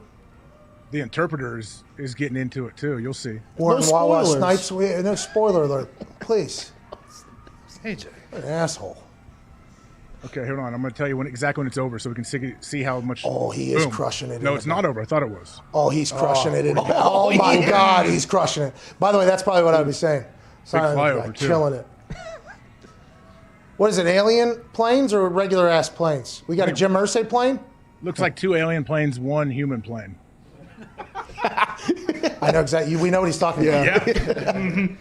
Oh, yeah. So, anthem's over. No, it's not yet. They're hanging it. This is where the voice comes in. Need a double brave. Oh, there we come. I see 1 alien plane, 2 human planes, personally. Oh, 2. I saw the middle and the right one as the alien planes. All far left was human. 24 middle seconds. One, middle one, certainly. Oh, yeah. Spot on with rehearsal. He's 24 seconds ahead. I got like 2:18. 2:18. Okay, so the over would have hit if the internet didn't ruin it, which, by the way, that's okay. That's the internet looking out for each other. That's what we do. We will do that forever. Come on. There's 1 minute left on SiriusXM. We have no idea what will be next, probably some call of the game. Just know that if Tails is the call, I lost my shit and had a great time, and we're giving away a lot more money. Hell yeah. And if heads is, AJ's very thrilled about everything. Okay, let's go watch the Super Bowl. You have about 40 seconds until, I assume, a much better. Yeah, it will be. It's a Super Bowl. So the Super Bowl is next. It's going to be much better than this show. I promise you that. Although we've had great conversations with some people, and we've got a chance to learn a lot, and we got a chance to chat about the game and the bets that were propped and everything like that. What you're about to listen to is much, much better than this show. You might miss a shriek, a yell of excitement or agony, but other than that, Super Bowl 55 is on the other side of this fucking break. Yeah. We are getting off of the air. We'll see you tomorrow. This has been Super Show. You got it? Missed it. I don't think they heard Super Show, but they knew. They knew. They knew from listening all day. This was a super fucking show. Oh, yeah. They knew it. What is the official name? Countdown to Kickoff Celebration Super Show. Relax, dude. Jeez. Relax. Come on. I'm not going to say Presented by FanDuel. Yeah. Oh, Hell yeah. woo. I got it out. It was still in. Yeah. Thank you to FanDuel. Shout out FanDuel. Thank you, FanDuel. Also, thank you, CBDMD, for making us possible. Thank you, CBD. Hey, how was Segura? Oh, boy. I've just been told that placing bets potentially a little bit difficult right now, but their back-end app tech is on it. They'll get going. I was able to just put one in, so my phone was good. Yeah. So we're back. Yeah. It's a vocal minority, I believe. Well, we're back. Anyways, Segura was saying basically that watch along they're doing is going to be rather electric. He was good. He was good conversation. Yeah, I saw a thing. He looked like he was dressed. He got all dressed up for it. He wore his chain. He did everything. Big drip for the big game, he said. Big drip. Should we take a phone call here? I mean, I'm getting a bit antsy here. Yeah. Me too. I think Koepka just won the thing. Congrats to Koepka. Yep. Congrats, Koepka. Thank you, Koepka. Yeah, baby. I bet on Schofley, but all right, here's Chris in Columbus. What's going on, Chris? Hey, what's going on, Pat and the boys? AJ, how we doing? Hey, no, it could be a lot better. I mean, we'll tell you here soon. How are you doing, Chris? I'm doing well. Got a quick question for you. Go ahead. Well, first off, shout out to you on that MVP video. I don't know if anyone's giving you. All right, we don't have time. I think it's about to happen, Chris. Here we go. Sorry about that. Here we go. I did cut a tremendous promo there. Thank you. Actually, could have been better after listening to it back. Could have added a couple more things that they could have edited some things in there, but I feel very honored that I was a part of that MVP announcement for Aaron yesterday on the internet. Now I am 20 seconds behind the rest of the world finding out whether or not we hit for 30 grand. Travis Kelce's going. Hey, let's go, Travis. Let's go, bro. Hey, Pat, you might want to calm down. You got some time still. Don't worry. What do you mean? What are you talking about? You'll see. Oh, yeah. Amanda Gorman, Thank you, National Amanda. Youth Poet Laureate. This is what I'm talking about. Let's go. She had a breakout at the inauguration. Really? How many? Oh, that's right. So she's just like a fucking crusher poet. Like, Apparently. Like legendary poet. Like Russell Wilson. That makes you guys snap. Like, who wrote The Raven? Edgar Allan Poe. Edgar. You talking like Billy? Billy Shakespeare type? Oh, yeah. He didn't really write poems, right? Dr. Seuss. Sonnets. Yeah. Plays. Can't hear what she's saying, but Little she ditties seems to be and haikus. delivering a good one. AJ, is this still happening? Yeah? Yeah, it's still happening. Is a poet laureate the same as like a slam poet? They're usually basketball players. Don't think so. I haven't seen Zito. You look good, man. I haven't seen you yet. Thank you. I think that was a very ignorant question you just asked. And the poetry community is probably not thrilled about They're all snapping their fingers what at you you right just now. did right there, okay? So why don't you relax a little I'm bit? sorry. Hopefully, please don't cancel me, poetry community. Whoa. What are you trying to do? What are you trying to do? They'll write about What are you trying to do right now? Look at all those books behind you. You know, wrote them powerful people. You're right. Yeah, I have a lot of respect for those people. Well, they're fake books, so is that what you're talking about? No They represent real books. They do. Close. I do believe, I wish I could hear this. I think this is probably a very good poem. It's very good, yeah. There's, good edits in here. We got frontline workers. They're at the game. Thank you for your Oh, yeah, service. Thank you for your service, by the way. I mean, who's going to win this game? Oh my God. Here we go. Oh, my God. AJ, don't even fucking do it, dude. Okay, we got some more. How you snickering? All right, here we go. We got some more. Honorary captains. Is friend of the show, Peyton Manning, going to be shown here? Probably. Has huh? to, right? Yeah. Is he flipping a coin? What if he flips the coin? Oh. What if Peyton Manning flips the coin? Run 18. That'd be awesome. Closed my computer so I didn't ruin it for you. Thank you. I'll shut down my phones. I'll just put it over. Come on. How's it going? Congratulations. We're clapping. We're Come on celebrating. now. We made it. Hey, it's getting a little tight. Thank you, Frontline. Yeah. This would be cool if this hits, you know? Yeah. Be very Huge. This would be cool if this hits, AJ. Yeah, I need to. Can you hear that? No. No. I don't know if I hear yours or ours, to be honest I got with some volume up in mine. What are you doing that for? Here we go. Oh, fuck. Who's flipping it? Who is this? Okay. She's got a big standing ovation, I think. I know what it was. Don't. I'm not even looking.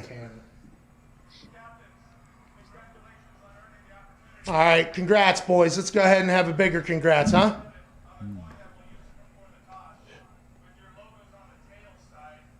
That's what we want. We want the logo Team side, logo, Rev. that's Hey, the logo. Stripes, we want the logo. Oh, no. Travis called heads? Good flip. No! Sorry. You're not sorry. I'm sorry that it worked out this way, but I told you. You're not I had sorry. to trust my instincts. You asked me what I thought. I thought it was going to be heads. Damn you, I didn't What about wanna have to Travis pick it. I Kelce didn't know going you out put there? 30K on it. Damn you, AJ. Did they, Son of a How do you bitch. sleep at night, AJ? Who's kicking off did they now? defer? Tampa's getting the ball. Bucker's kicking. Oh, fuck. Who's getting the ball? Bucks getting the Tampa. ball. Harrison Bucker, biggest leg of all time, is kicking the ball. God damn! Oh, what's your other bet for that? No touchback. Well, maybe they'll try to pin him. You never know. Yeah, I bet in the Super Bowl. Try to pin him. Thanks a lot, Fox. Try to fucking pin Thanks, him. Fox. Foxy, you piece of shit. Yeah. Oh, way to go, Fox. $100. Yeah, good job for you, Happy man. for you, bitch. Happy for you, Fox. Don't do this to me. Oh, my fucking God. Yeah, I mean, was that the cleanest toss of all time? No, it was terrible. But that thing took one bang straight in. What a horse shit toss. They watered the field. Old Notre Dame versus USC. They raised the grass. And You son of a bitch. We all know that wasn't a fair coin toss. no, it was They should not. redo it. It was a lot worse than 50-50 after fucking watching that thing.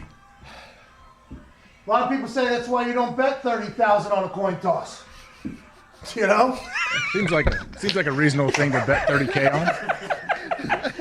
Because you got no control. You got no control, guys. So I guess not even like a thought could go into it. Well, Christmas is canceled. Yeah, we're giving away a lot, but nowhere near as much as we once had thought. No. Remember that double 70K? Take it back. Yeah, for sure. FanDuel just made so much money right there. Son of a bitch. What if some big sharks, though, took heads once you took tails? What's that, dude? What if some sharks put $30K on heads, though? What are you saying? People are thinking that I'm going to get the coin toss that wrong? I mean, I hate to disparage you, but yeah, you people may have thought you were going to get the coin toss wrong. I did, dude. By the way, I did. Those people would have been right, turns out. Is this Kelsey's fault for not calling? Yeah, what's that all about? He called heads? He should have flipped it himself. Chiefs win everything. It's a goddamn coin's He fault. goes out there and calls tail. Oh, you're saying it's a coin. It's a goddamn coin's fault. Hey, Connor's got a couple grand in this as well. Bullshit. Not anymore. It's gone. What a terrible fucking game this is going to be. I'm not even going to be able to live bet a ridiculous amount of money. No. Oh, fuck you, Romo. Hey, great, Romo. Why don't you predict that one, huh? Oh, you. Fuck. This is unbelievable. Look at him smiling. He is. He's laughing at He us. knows. Oh, yeah, he's calling a Super Bowl. Must be nice. Bring it out, Mickey. jerk. Bring it out. Major, bring it out. Go for 6. Listen, if this ball... Bring it on. Harrison Butker has an absolute cannon of a leg. He's been in a Super Bowl before. Feels like there's a chance this one might go through. But, boy, if this is not a touchback, I think your boys are back in the game. Not as much, but... We're taking our first bite out I of the think meat. we're back in the game. Get under it a little bit. Yeah, he did. Come on out. Bring it out. Yes! Let's go! That's the show! Enjoy Super Bowl. We're back! Nowhere near as much as we should be, but we're fucking back, baby! Have a great Super Bowl. We'll see you tomorrow. We will overreact to everything. Thank you so much for watching. Thank you so much for getting us to trend on Twitter at #2. Thank you so much for everything, except for the fact that next year when we do this, we need more Jack Easterby prayers for the tails. Yeah. Let's enjoy the shit out of this game. AJ, we appreciate you, brother. Thanks, guys. Have fun watching it. All right, that's the show. Cheers.